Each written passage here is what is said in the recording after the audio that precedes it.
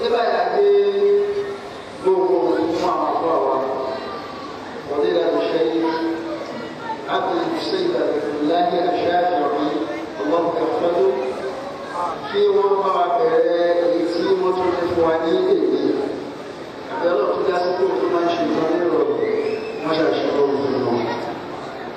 أعوذ بالله السميع العليم من الشيطان الرجيم بسم الله الرحمن الرحيم إن الحمد لله الذي خلق من الماء بشرا وجعله نسبا وصهرا أحمده سبحانه وتعالى واشكره وأؤمن به وتوكل عليه واستهديه وأعوذ به من شرور أنفسنا ومن سيئات أعمالنا إنه ما يهده له المهتدي وما يضلل فلا هادي له وأشهد أن لا إله إلا الله وحده لا شريك له وأشهد أن سيدنا وحبيبنا وشفيعنا وقائدنا ومرشدنا وربينا وأستاذنا وأسوتنا وقدوتنا محمدا عبد الله ورسوله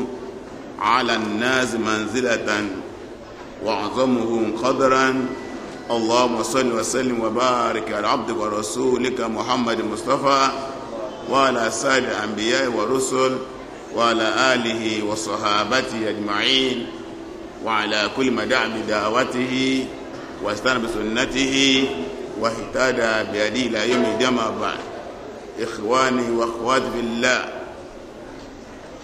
أوصيكم ونفسي أولا بتقوى الله عز وجل ذاك لقوله تعالى يا أيها الذين آمنوا اتقوا الله حق تقاته ولا تموتون إلا وأنتم مسلمون يا أيها الناس اتقوا ربكم الذي خلقكم من نفس واحدة وخلق منها زوجها وبث منهما رجالا كثيرا ونساء واتقوا الله الذي تساءلون به والأرحام إن الله كان عليكم رقيبا يا أيها الذين آمنوا اتقوا الله قولوا قولا سديدا يصلح لكم أعمالكم ويغفر لكم ذنوبكم ومن يطع الله ورسوله فقد فاز فوزا عظيما. وقال رسول الله صلى الله عليه وسلم إن خير الكلام كلام الله وخير هدي محمد صلى الله عليه وسلم إن أسوأ الأمور محدثاتها وكل محدثة بدعة وكل بدعة ضلالة وكل ضلالة في النار والعياذ بالله. السلام عليكم ورحمة الله وبركاته. adúpẹ́ fún Ọlọ́run Ọba, adúpẹ́ ní ẹ̀kan sí, apárí ọpẹ́ wa pẹ̀lú gbólóhùn alhamdulillahi rabbil alamin. A fi àsìkò yìí sáàdì Ọlọ́run Ọba Allah, ọba olùṣẹ̀dá tó dá ọmọ ẹ̀dẹ́yàn láti inú omi, tó dá nǹkan mìíràn náà tí è sọmọ ẹ̀dẹ́yàn tí ń ṣẹ̀mí láti inú omi. Ọba yìí òun ló ṣe wá níran, ọba yìí òun ló ṣe wá lẹ́bí, ọba yìí náà la gbàgbọ́ tọkàntọkàn, ọba yìí náà lọ́ba tí a ń dúpẹ́ fún, ọba yìí náà lọ́ba tí a gbára lé, ọba yìí náà là ń wá ní òrànlọ́wọ́ aláàbò. Asájọ́ náà ọba ìkó ní ọdún èṣù, ẹni ẹ̀kọ́ ẹni ìgbé ọlọ́mọdékọ́rá ẹni gbèsè ayé wa. Ajẹ́rìí pẹ́nu sánmà àti ilẹ̀ kò pé méjì ọ̀kan náà ni, kò lórogún, kò lọ́ba kan, kò láfijọ, kò láfiwé. Bákan náà látọrọ ọ̀pọ̀lọpọ̀ ìkẹ́ ìgẹ̀ fún Ànábì wa Muhammad, ẹ bá ń ṣe sàlátù fún sallallahu alaihi wasallam. Ànábì wa yìí aṣíwájú wa ni, àfáà wa ni, olólùfẹ́ wa ni, olùṣìpẹ̀ wa ni, àríkọ́sí wa ni.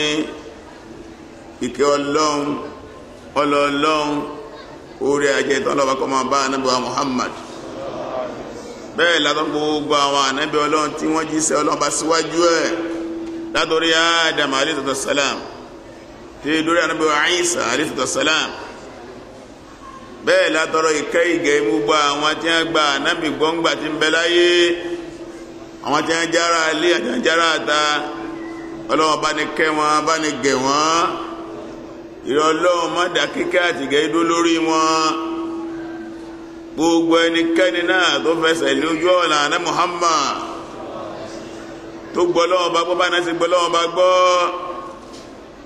tó ń tẹ̀lé súnà àná Muhammad bá ní kẹ́ gbogbo náà papọ̀ àwọn náà tá a wá ń bẹ́ ń bí lé ní dáhà jẹ́ mùsùlùmí agbègbè dáhùn tó wà lórí ilẹ̀ ayé lẹ́ni tó gbégbó ló ń la ilaha illallah Muhammadu Rasulullah ìsọ̀sọ́lá àwọn náà ń wí ọjọ́ wọn lógún ìkẹ́ yìí bá ní pín kárí gbogbo wa akínkú àbọ̀ sí di ètò special Fiqh forum Fiqh forum àkànṣe tí máa wáyé lóòrèkóòrè báyìí láti yẹra wa wò lórí àwọn kankan tó gbọ́dọ̀ ọba Allah tó dá wa ọba ètò ọba aláàánú ọba tó foríire fọmọ ẹ̀dẹ́ nìyàn tó fún ní ẹ̀sìn tó dáa jùlọ tí ṣe Islam tọ́lọ́tọ́ pé inna dina indallahi al-Islam nínú surat Al-Imran chapter 3 ayah 19 pé dájúdájú ẹ̀sìn tí ń bẹ lọ́dọ̀ wọn Ọlọ́run tó mọ̀ lẹ́sìn wọn Ọlọ́run al-Islam ọ̀nà ní Islam gbogbo wa tá a kéwú a rí pé harifuhinna yufiru at-tawkid gbólóhùn náà àǹfààní ẹ̀ náà arábí yẹn ó fi ń kápá mọ́rọ̀ ní inna ad-dina inda Allahi al-Islam dájúdájú ẹ̀sìn tí ń jẹ́ ẹ̀sìn lọ́dọ̀ wọn náà bá náà ní Islam alhamdulillah alladhi ja'alani muslima gbogbo lọ́wọ́ bá tó sọ mí ní mùsùlùmí tí ó jẹ́ kí n sin ẹ̀sìn mí lẹ́yìn Islam alhamdulillah ala dhalik mùsùlùmí náà tẹ́yìn jẹ́ mùsùlùmí náà dúpẹ́ alhamdulillahi alladhi ja'alana minal muslimin ọgbọ́dọ̀ fọlọ́ba tó sọ wá ní mùsùlùmí fúnra ọlọ́ọ̀ba lọ́yọ́nú sí ẹ̀sìn yìí nínú suratu Maida Quran chapter 5 ayẹlẹ́ kẹta ó ní al-yawma akmaltu lakum dinakum al-yawma akmaltu lakum dinakum ọlọ́ọ̀ba lè ní ìjọ náà tọ́lọ́ba ń sọ̀rọ̀ ọlọ́run pé ọjọ́ náà nígbàtí Ànábì ń bẹ ní àsìkò síájì ní Àràfá ọlọ́run lè ní ìṣẹ́ látòní lọ mo ti pé ẹ̀sìn fún yín wa atmamtu alaykum ni'mati mo sì parí ìdẹ̀ra mi sínú ẹ̀sìn yìí ẹ̀rí ní ìmọ̀ ìdẹ̀ra oore ọlọ́run ti kó sínú ẹ̀sìn digbidigbi tẹ́ ẹ bá ṣe ṣe sí lẹ́sìn lóore rẹ̀ wa raditu lakumul islam dina ẹ̀sìn tó sì tẹ́mi lọ́rùn fún yín tí mo yọ́nú sí fún yín tó tẹ́mi lọ́rùn tẹ́ ẹ lè gbà sìn mí tí mo lè gbà kẹ́yìn ọ̀nà ní Islam alhamdulillah ala dhalik ṣùgbọ́n Islam ó ju ìgbàgbọ́ nínú Ọlọ́run lọ Islam ó ju ìrun kíkí lọ Islam ó ju àwẹ̀ lọ Islam ó ju sàká lọ Islam ó ju à ń lọ ájì lọ àwọn yẹn ní à ń pè ní òpó Islam òun kọ́ lódìdí Islam àwọn ẹni à ń pè ní òpó Islam tí Abdullahi ibn Umar tó sọ pé sami'tu Rasulullah sallallahu alaihi wasallam yaqul سمعت رسول الله صلى الله عليه وسلم يقول olóhùn gbọ́ sétí báyìí tí ànábì ń sọ báyìí kíkẹ́ Ọlọ́run àtọ́lá rẹ̀ kọ́ máa bá ànábì náà pé buniya al-islamu ala khamsin. àmọ́ ìsìláàmù lórí òpó márùn. shahadati an la ilaha illallah wa anna muhammadan rasulullah. òpó àkọ́kọ́ ìjẹ́rìí pé Ọlọ́run bá kẹsàn-án ní bẹ́ẹ̀ àti pé àní Muhammad òṣìṣẹ́ ọlọ́ba ní òpó àkọ́kọ́ nù. wa iqamis salah. òpó ẹ̀kejì ìgbé ìrun dúró wákàtí márùn lójoojúmọ́. wa ita'iz zakat. òpó ẹlẹ́ẹ̀kẹta ìmọ̀ yọ sàká fún àti alólọ́ lànà mùsùlùmí. wa hajjul bayti man istata'a ilayhi sabila. àti kí a lọ ṣiṣẹ́ hajj fẹ́ni tó bá lágbára ojú ọ̀nà ni. wa sawmi ramadan. àti kí a gba àwẹ̀ Ramadan. muttafaqun alayhi. abanusọ Bukhari abanusọ Muslim nínú riwaya kan wọ́n ti hajj síwájú àwẹ̀ nínú riwaya kan wọ́n ti àwẹ̀ síwájú hajj ṣùgbọ́n tá a bá fẹ́ tó hajj lọ́gbẹ̀yìn ìgbọ́lọ́wọ́n bá gbọ́ àkọ́kọ́ ìrun ẹ̀kejì sàká ẹ̀kẹta àwẹ̀ ẹ̀kẹrin hajj ẹ̀karùn. Ànábì ò pé ní Islam kò pé ní Islam olóko ẹwù bí a wà nísìn àwọn òpóyìn àwọn òpóyìn àwọn òpóyìn àwọn òpóyìn tí ó bá sílé yóò lè dúró ṣùgbọ́n nǹkan níjẹ́lé tá a bá ká ilé kó bá kòkó lásán bóòrùn bá rán jù wàhálà ń bí bójú bá rọ̀ ewu.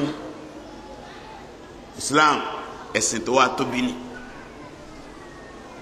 ẹlọ́fẹ́ sọ fánú Suratul Baqara Quran chapter 2 ayat tó nà pé ya ayyuhal ladhina amanu udkhulu fi silmi kaffa wala tattabi'u khutuwash shaitan innahu lakum aduwwun mubin wa in salatu min ba'di ma ja'akum bayyina fa'lam anna Allaha azizun hakim. ọlọ́lọ́pọ̀ ẹ̀ tí ẹgbẹ́ náà bá gbọ́gbọ́ tó dódó. ya ayyuhal ladhina amanu. ọlọ́run ní òun pẹ́ tí ẹgbẹ́ náà bá gbọ́gbọ́ tí ó dódó. udkhulu fi silmi kaffa. ẹ wọnú Islam tọwọ́ tẹsẹ̀ ẹsẹ̀ Islam pátápátá ẹ má sí láàbọ̀.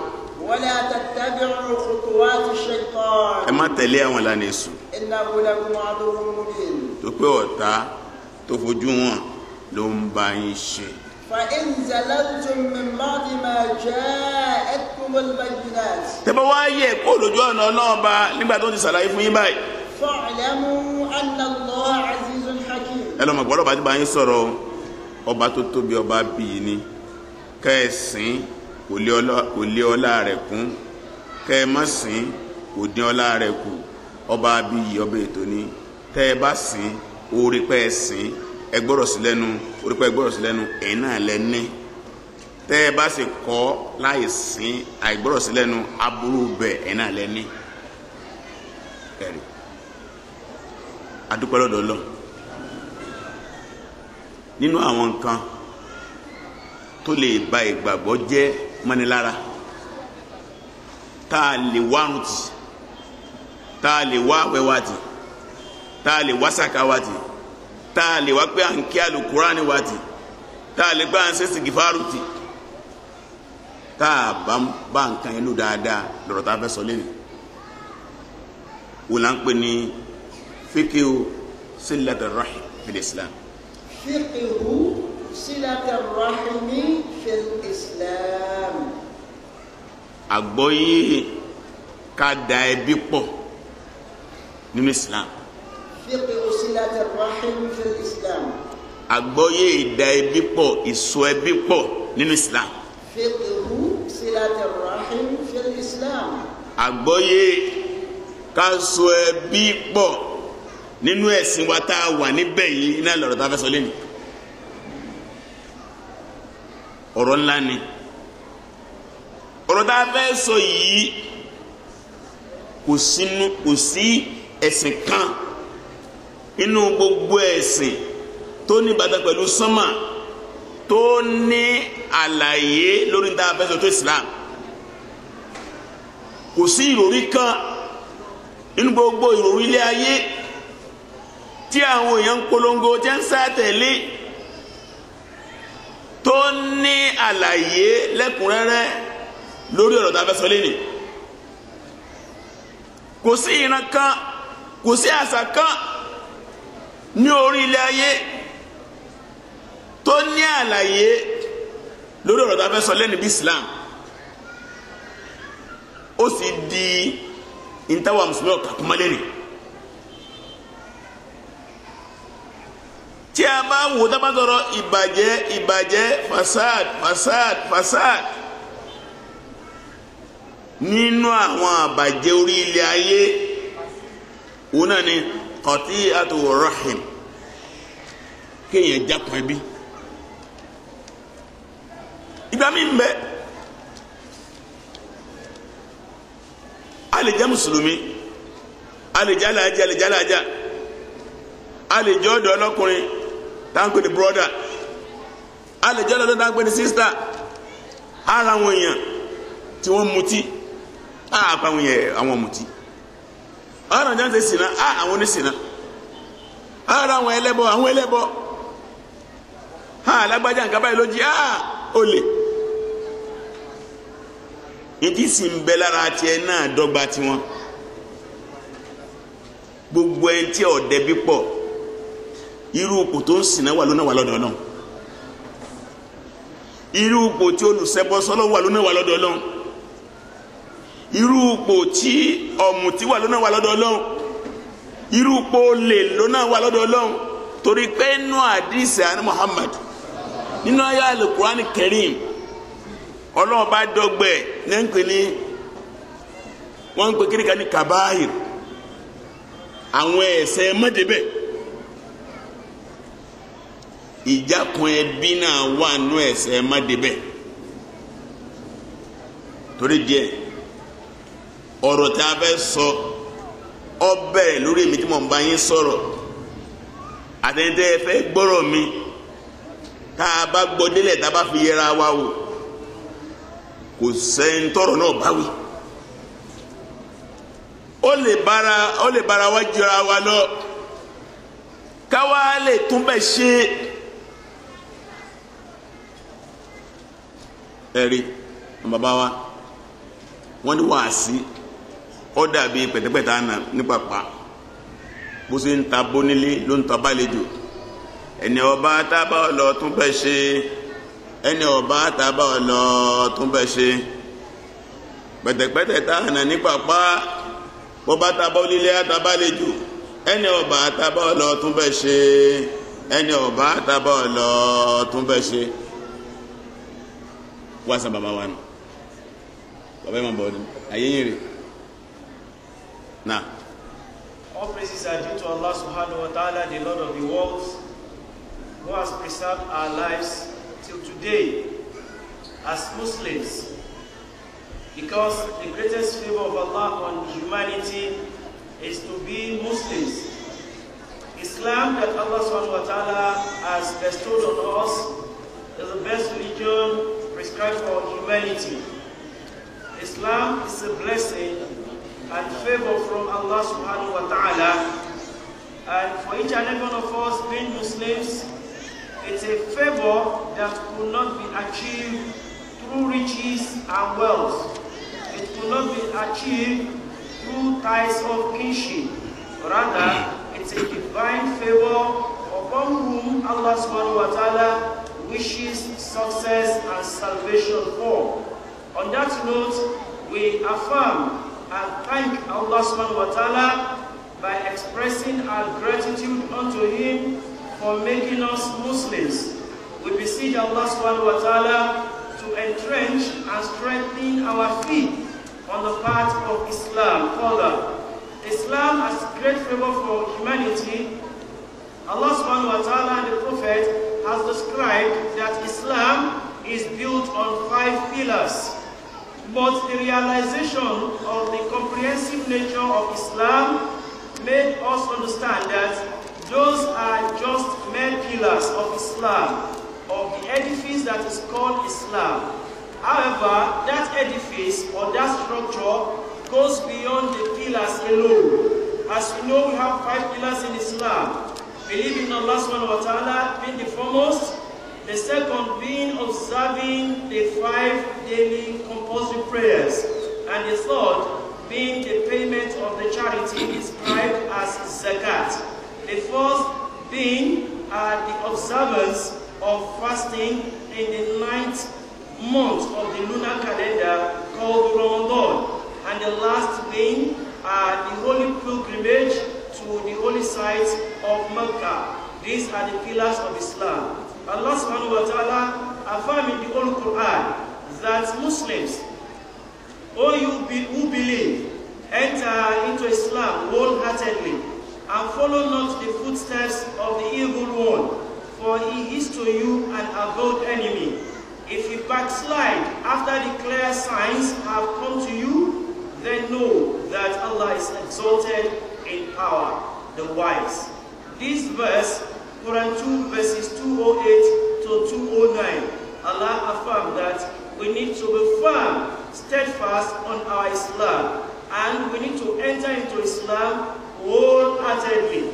The comprehension of this verse now leads us to today's topic, which is titled The Jurisprudence of Joining Ties of Kinship in Islam. The Jurisprudence of Joining Ties of Kinship in Islam. As we have said earlier, that Islam is a structure, a gigantic structure, that pillars are some of the content of that structure. However, the topic for discussion today, it has not been explained explicitly and in details the way Islam did or does about this topic. No religion on earth, no culture, and there is no ideology, neither is there any doctrine on the surface of the earth that does justice to this issue as Islam. That is the issue of joining ties of kinship. And when you look at it, one of the greatest mischiefs on earth that is being committed by people, perpetrated on the surface of the earth, if you really know about it, and that is the breaking of ties of kinship. Today, we crucify people for engaging in alcoholism. We condemn them for their involvement in fornication, and we show our abhorrence for their involvement in polytheism. However, all these are great sins in Islam. However, for us to know, the breaking of ties of kinship is in the same rank as these great sins that I've described. If you break the ties of kinship, then you are in the same level with someone that is involved in adultery. You are in the same level with someone that is involved in fornication. You are in the same level with someone that is involved in brigandage, robbery, and kidnapping, and a lot of other great sins as we know them. And for us to know as well, it now made us understand that there is no one that is exempted from this injurious sin.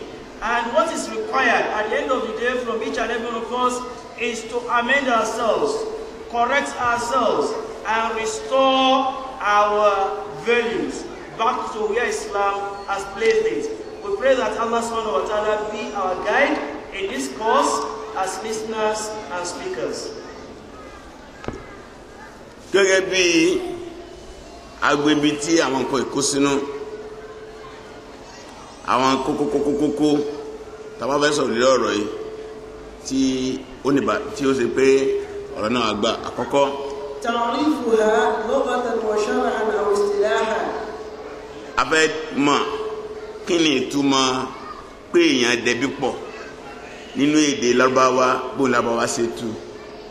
Kí ni ìtumọ̀ pé èèyàn dẹbí pọ̀ nínú àgbọ́yé ẹ̀sìn lọ́dọ̀ àwọn àfáà Islam. Bákan náà kí sì ni ìtumọ̀ pé èèyàn já okùn ẹbí nínú èdè Lárúbáwá. Kí ni ìtumọ̀ pé èèyàn dá ẹbí pọ̀ àmì èèyàn já okùn ẹbí nínú àgbọ́yé àwọn àfáà Islam.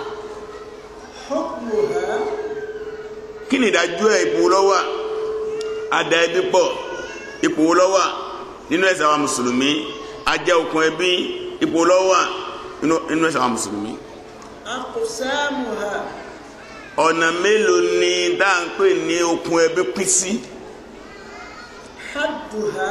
Kí lẹ́nu àlá pé ẹni báyìí ẹbí mi ni mo gbọ́dọ̀ dàpọ̀. أقسام الناس بالنسبة لصلة الرحم وقطعها وقطيعتها. kí sì ni ọ̀nà mélòó lọ́mọ ẹ̀dẹ́ yẹn pín sí tá a bá gbẹ́ lórí sọ pé adẹ́bí pọ̀ àbájókun ẹbí. ما ورد بشأنها من الكتاب والسنة ومن أقوال العلماء ومن أقوال العلماء المعتبرين. kí ni àwọn ẹ̀rí tó wálé lórí inú Al-Qur'an Karim, kí ni àwọn ẹ̀rí tó wálé lórí inú Sunnah Nabi sallam, kí ni àwọn ẹ̀rí tó wálé lórí látọ̀dọ̀ àwọn àfẹ́ẹ̀sìn tí wọ́n jẹ́ àfáà tí a máa gba ọ̀rọ̀ wọn wọlé tá a lè kọ́rọ̀ wọn dànù. Kayfiyatu silatiha. báwo ni ẹ ṣe dẹbí pọ̀.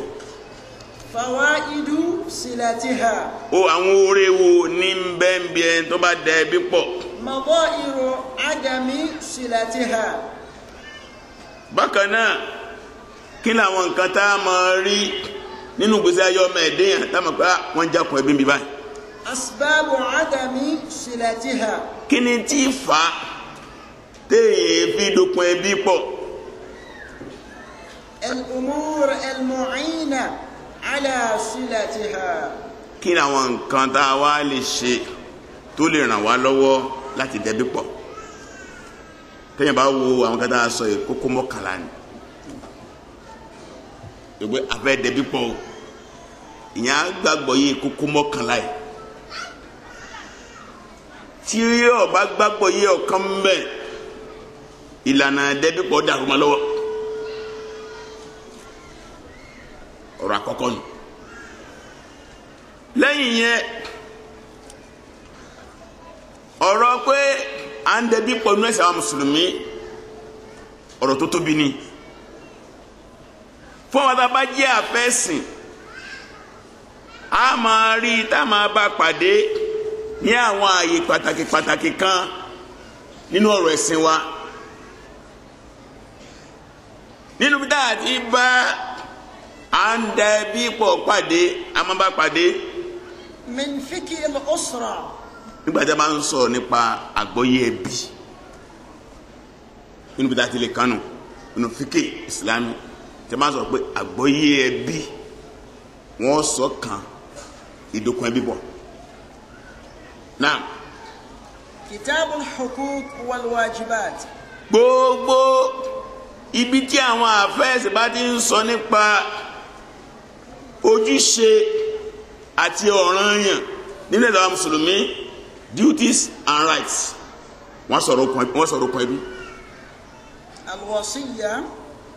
a máa bá ọ̀rọ̀ ìdẹ́bí pọ̀ níbi tí a bá ti ń sọ̀rọ̀ wàsíyà, àsọtẹ́lẹ̀ tó yẹ kí mùsùlùmí gidi tí bá ń sayé lọ́wọ́ tọ́lọ́wọ́n bá sì ní kó ní àwọn nǹkan kankan ní dúkìá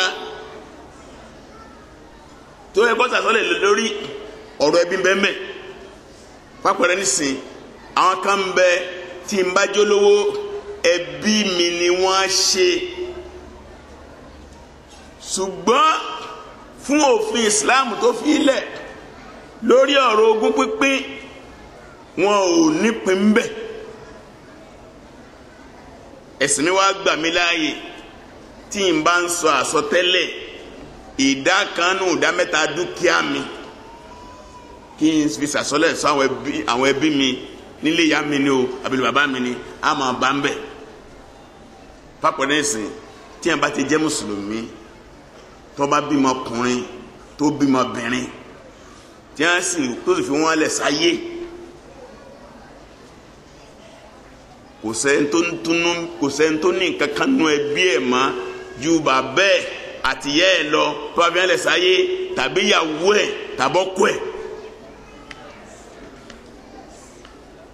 àwọn ọmọ ni wọ́n ní yòókù, bọ̀dá mi, ọ̀nkù mi, wọn ní kankan bẹ̀.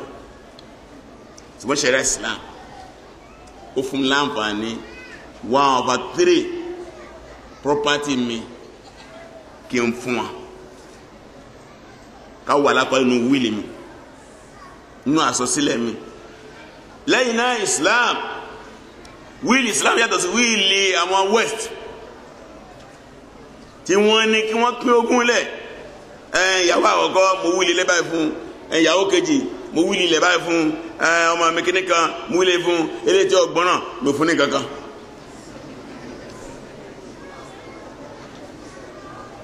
láà ìwà yẹn haram ni ìdíyẹ wíìlì Islam ni pé èmi lágbájá ọmọ lágbájá ọjọ́ orí mi ni wọ́n bí mi báyìí irú ipò tí mo níre iye ìyàwó tí mo níre yọmọ tí mo bíre mo lówó mi báyìí mo nílẹ̀ mi báyìí mo nígbà máa ṣàlàyé ara mi ní ẹ̀yìn yẹn ní apínkún nínú ṣẹ̀ríà Islam nípa ọba kúta ní apínkún àfa báyìí kó nímọ̀ tó kò lè pínkún ara ẹ̀ èèwọ̀ ni wọ́n á pín lẹ́yìn ẹ̀ ni ṣùgbọ́n lè ní ndafi balẹ̀ ayé jẹ́ lọ́nu abara abọ́rọ̀ dẹ́bi pọ̀ inú ètò wíì náà. almiraf. bẹ́ẹ̀ láti máa bá ọ̀rọ̀ ìdẹ́bi pọ̀ nínú ogún pínpín kan láyé kanu Suratu Nisa ọlọ́run níbẹ̀ bá ń pínkún lọ́wọ́ tí àwọn ẹbí bá wá ẹ yọ fún wọn bẹ́ẹ̀. Bàbá rí sí wa bí jẹ́ tí ń gbígun bàbá Akimu ẹ bá ní fún ẹ ní tẹlifíṣàn kí a máa gbé lọ wọ́n bu wọn ni kì í pẹ́tọ̀ wọn láti ká fi fa ẹbí mọ́ra àmàgbà tó lọ́ba sọ́mbà ẹ̀gbọ́n ẹ̀ lọ lálàyé. As-sadaqa. bákan náà nígbà tí a bá ń sọ̀rọ̀ nípa kásì sàrà tabati gbogbo yẹn bá ti ka báàbù sọdáka níbi àwọn abánsọ̀rọ̀ sàrà sì ṣe wọn ní tọ́ bá ṣe sàrà ó ní láàdá tọ́ bá ṣe fara ta ó ń láàdá kan tọ́ bá ṣe fún ẹbí ẹ̀ ó ń láàdá méjì láàdá ó ṣe sàrà láàdá pọ̀ dẹ́bí pọ̀ àtúbàmbẹ̀. at-tahdhib wa tazkiya. nígbà tí a bá ti ń sọ̀rọ̀ báwo ni èèyàn ṣe níwọ ọmọlúàbí báwo lẹ̀mí èèyàn ṣe mọ́ inú ẹ̀sìn wa tágbó ni purification of the soul wọ́n á sọ̀rọ̀ débi pọ̀ tó pé nínú ìmọ̀ tá a fi tún ìwà ọmọ èèyàn ṣe oníka débi pọ̀ onípa tí máa kó lórí gbogbo àǹtún kan ṣe báṣe wa máa kán lọ́nu nínú àwọn ọ̀nà tó pọ̀ nù ẹ̀sìn àwa mùsùlùmí tó máa ń sọ̀rọ̀ alẹ́ adab tó máa ń sọ̀rọ̀ nípa etiquette a máa bá adabu silati rahim ẹ̀kọ́ bá a ṣe da ẹbí pọ̀ gbogbo ilé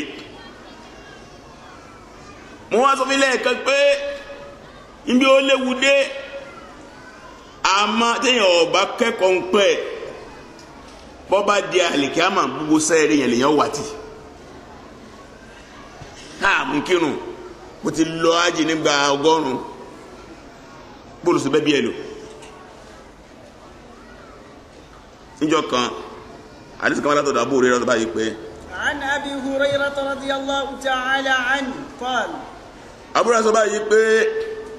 قال رسول الله صلى الله عليه وسلم.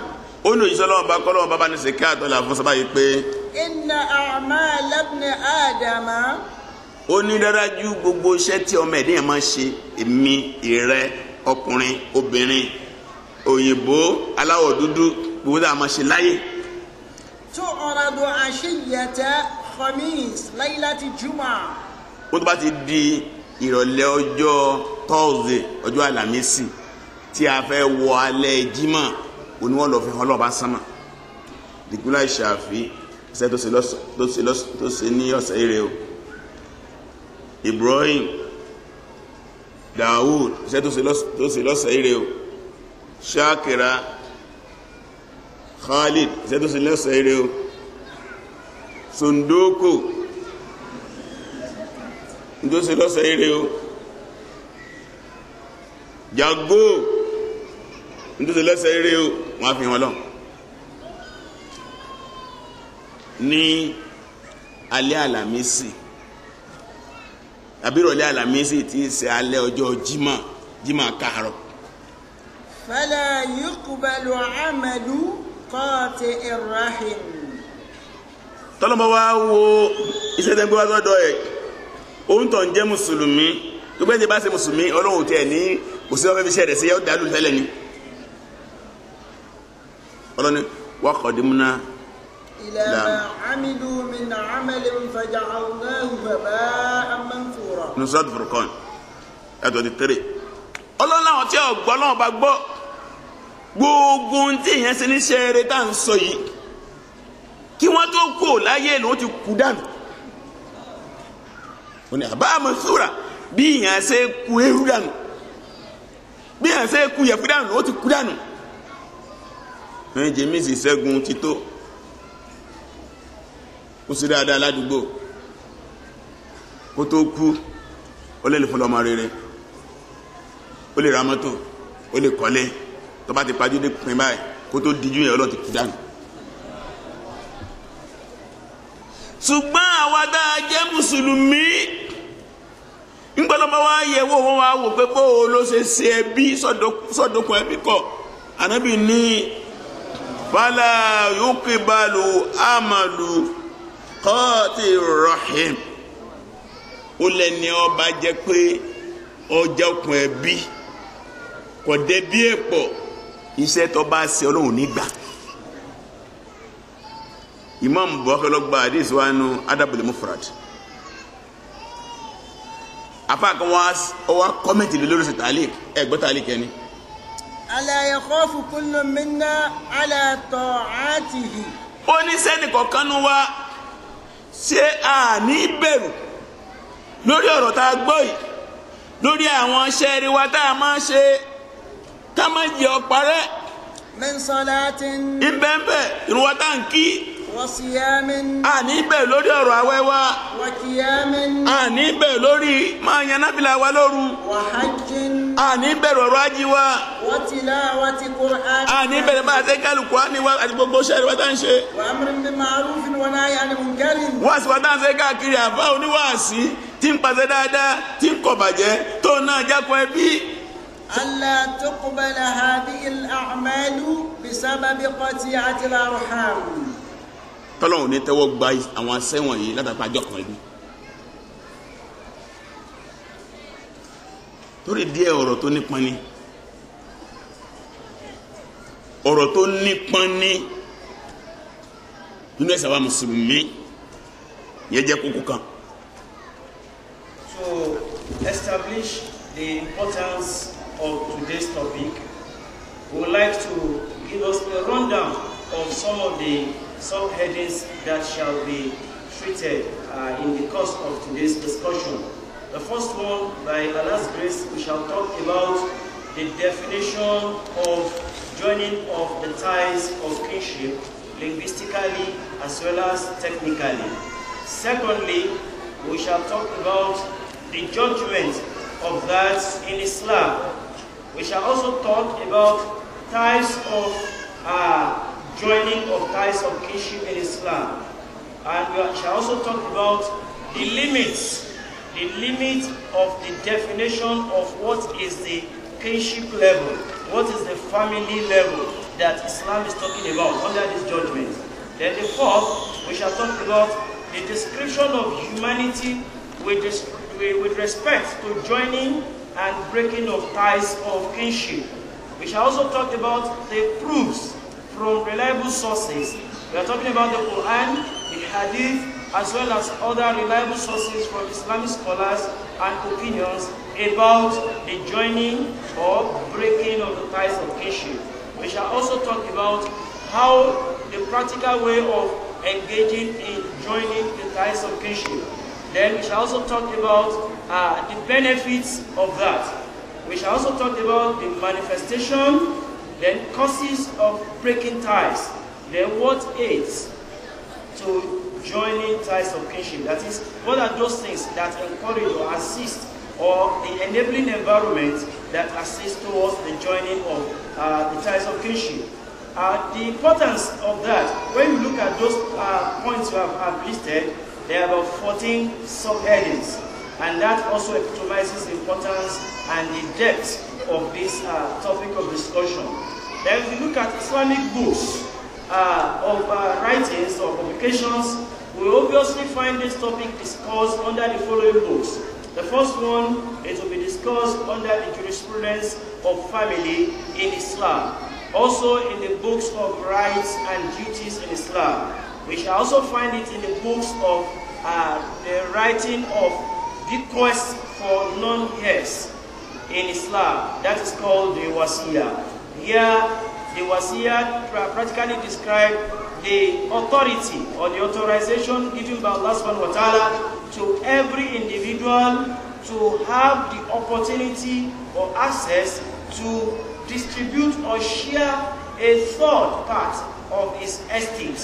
That is, he will be able to have described this particular one-third of my estate after my demise should be given to a particular person or a particular person.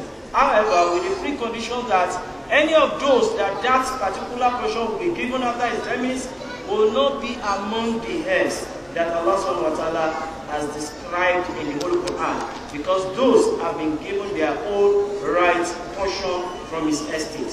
Then you also find this topic described under the books of inheritance, because the area of inheritance also deals about giving people their rights, and it concerns our families, our kinship.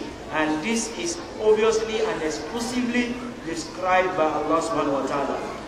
Even if you have a father that pronounced that a particular child is a bastard due to the relationship of that father with that child, that would not be a bastard in the sight of Allah as long as it's the same father that gave birth to him. So that child deserves of the father's estate, even if the father declares that that child should not be given of his own estate, but he shall be given or will be given accordingly by Islamic injunction. Then we also look at the books of charity. You find the issue of joining of the family ties described there, as well as the books of characters and soul purification, and finally in the books of etiquette and a host of other books. We have only just enumerated this to give us a limelight into what we are discussing and opportunity for further studies for each and every one of us.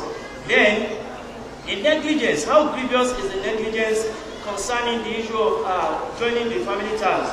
It's a grievous sin, as we have described earlier, because when you look at it, in the hadith related by Abu Huraira, may Allah be pleased with him, it described that all the Prophet said that all the deeds of the son of Adam is shown unto Allah subhanahu wa ta'ala on the evening of every Thursday.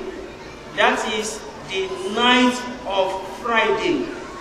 That is what the Prophet said. The evening of every Thursday, the late part of the evening, which leads to the night of Friday. And that Allah will never accept the deeds of the breaker of ties of kinship. All the deeds of the son of Adam is shown to Allah subhanahu wa ta'ala every Thursday in the evening. That is the Friday night. And only the breaker of ties of family or kinship, his deed will not be accepted in the sight of Allah. Because of what reason? Because of that sole reason of breaking the ties of kinship. Allah subhanahu wa ta'ala described an evidence of such in Surah Al-Furqan, Quran 25, verse 23 thus, that, and we shall turn to whatever deeds they did in this life, and we shall make such deeds as floating dust scattered about. That is the way Allah subhanahu wa ta'ala will turn away the deeds of those that breaks the ties of family. And a scholar now commented on that. He said, won't each and every one of us take heed from this hadith, where each and every one of us be cautious over those times we have spent on our salawat, those times we have spent for fasting, those times we have spent for hajj, those times we have spent for enjoying goods and forbidding evil, all these great and meritorious acts, and that act or those acts will not be open to being blown away in the sight of Allah, that is not being accepted in the sight of Allah due to breaking the ties of kinship. We need to take it from this lesson. May Allah subhanahu wa ta'ala be with us and assist each and every one of us.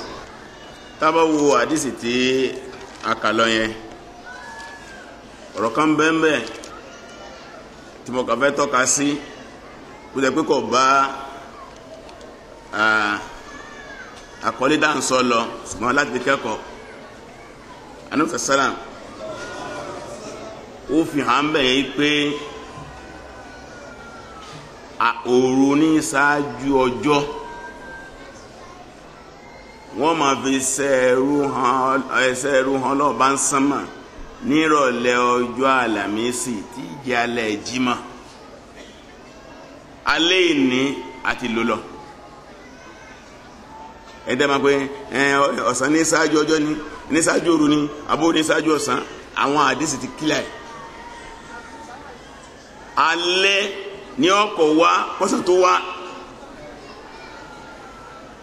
lópin ọmọ tá a bá ti bí láti gbà tí oòrùn alẹ́ àná ti wọ̀,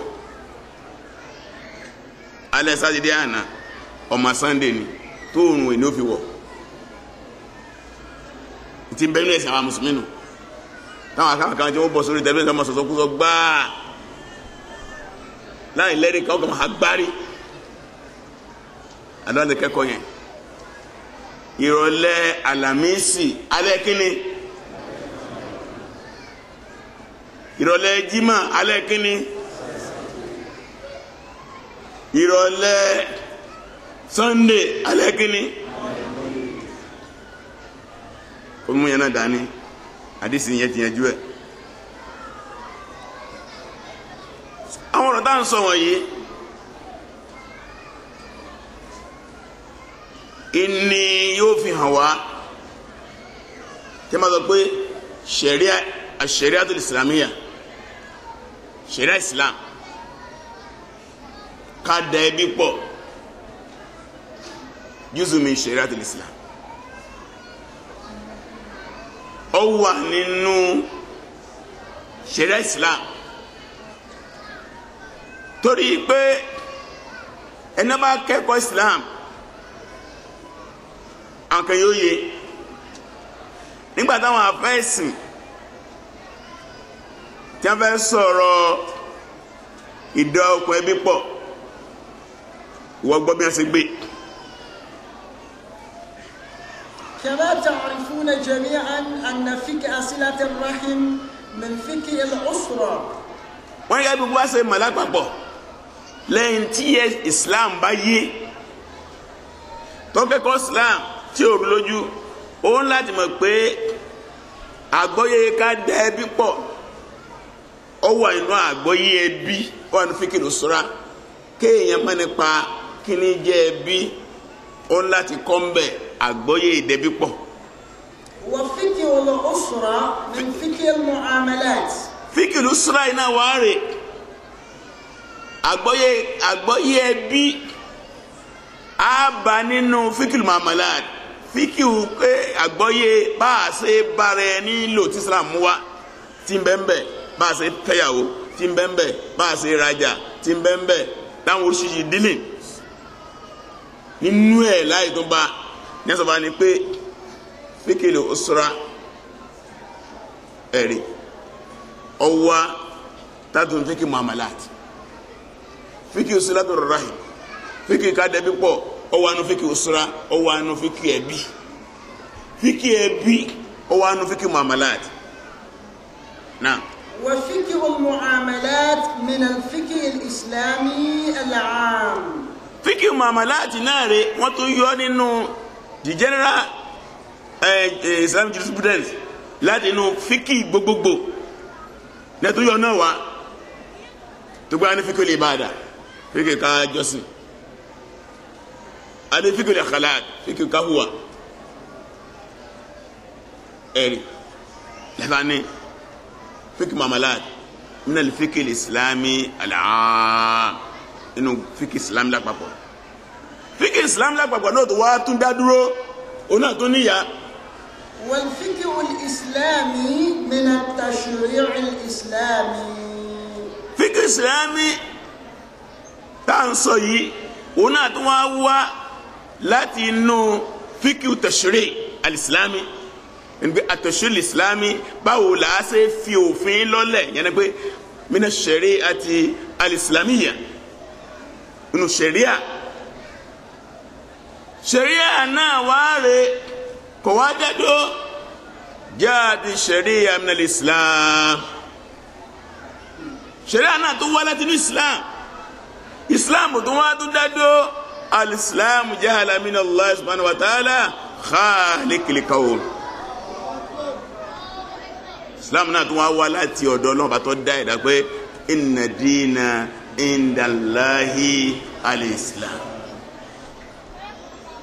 Gbọ́dọ̀ wá ń pa wá láṣẹ ṣẹ̀ríà Islam àyídọ́lọ́ ti pa láṣẹ pọ̀ sọ́dọ̀ Sillatu Jáfíà àyà 18 ẹ̀já gbọ́dọ̀ náà bá sọ. ثم جعلناك على شريعة من الأمر. ọlọ́lẹ́yìn ìgbà yẹn àwọn kan ti lólé ayékìrà ànábì tó dé inú wọn làwọn Yahudi àwọn Júù ọmọlẹ́yìn Musa inú wọn ni àwọn Nasara àwọn Christian ọmọlẹ́yìn Isa afọ́n lófin wọn dojú ẹ̀rú lẹ́yìn wa àgbà yẹn àwa gbéra ànábì ala shari'atin lórí ṣẹ̀ríà ńlá kan lórí òfin kan ìlànà kan. من الأمر. àṣẹ àwọn náà bá ní. فاتبعها. oníkọ́ tẹ̀lé o. ولا تتبع أهواء الذين لا يعلمون. má tẹ̀lé fẹ́nu àwọn ètò ọmọ kankan má tẹ̀lé nǹkan méjì ṣẹ̀ríà lọ. ṣẹ̀ríà tí àwọn èèyàn kan gbógun tì ní òjá lè dokun ẹbí pọ̀ ara ẹni tó gbé bí a bá ti gba ṣẹ̀ríà láàyè yóò ṣe àmójútó kan ẹbí ìyẹn tó jẹ́ kókó kan. As we are aware that joining ties, the family ties, is part of the jurisprudence of family. That is, that area in the books of Islam that is discussing the jurisprudence of the family. And that also, the jurisprudence of the family is under the jurisprudence of mutual relationship or interpersonal relationship. Interpersonal relationship is as well discussed under the general fiqh of Islam. The general fiqh of Islam has interpersonal relationship discussed under it, which is called the fiqh of mu'amalat. Then the general fiqh of Islam is also not independent. It is not alone. It is under the Islamic law, which is called the Sharia. It's under the Islamic law, that is the Sharia of Islam. And the Sharia of Islam is under part of the content, under the whole embodiment of Islam itself. While Islam is a religion that comes from Allah subhanahu wa ta'ala. So this shows us the connection between what we are discussing and the divinity from Allah subhanahu wa ta'ala. Then when we go to the Holy Quran, you have several evidences talking about the importance of the laws of Islam. When we look at Surah Al-Jathiyah, Quran 45, verse 18, Allah said, "Then we put thee on the right way of religion, so follow thou that way, and follow not the desire of those who know not." This verse, Allah subhanahu wa ta'ala is commanding Prophet Muhammad sallallahu alaihi wasallam that he has been established on the right way, that is the way of Islam, and that he should follow that laws of Islam, and he should not follow the ways or desires of those who know not. May Allah be our guide. Kókòrò mi ìdádú fẹ́ rí ìpínlẹ̀ afẹ́ kí amọ̀bọ̀ kan bá àwọn ọ̀rọ̀ lọ́kọ̀ọ̀kan. Islam dá ń sọ fún wa tọ́lọ́wọ́ ọba àlekọ́lá pè ní ẹ̀sìn òun tó yẹ pé òun lò ní ká wá sí láyé ó ní àwọn kan tá à ń pè ní ahdaful Islam, aim objective of Islam lórí ọmọnìyàn al-insan, èèyàn èmi ìrẹ ọkùnrin obìnrin ọlọ́ọ̀bà Allah inú Islam tó fi ránṣẹ́ ó ní adab torí kí ni Ọlọ́run kí ni aim object Ọlọ́run fi dọ́mọ ẹ̀dẹ́ nìyẹn. sánmà ó ní aim object Ọlọ́run fi sánmà kalẹ̀. ìràwọ̀ oòrùn òṣùpá omi afẹ́rẹ́ ó ní ìdí ó ní aim object Ọlọ́run fi dá. ilẹ̀ táǹsẹ̀mì lórí ẹ̀yí ó ní èròǹgbà tọ́lọ́run fi dá. gbogbo tọ́lọ́run bá kó sórí ilẹ̀ yìí ó ní tọ́lọ́run bá fi dá ilé ayé gan lápapọ̀ ó ní mọ̀ objective.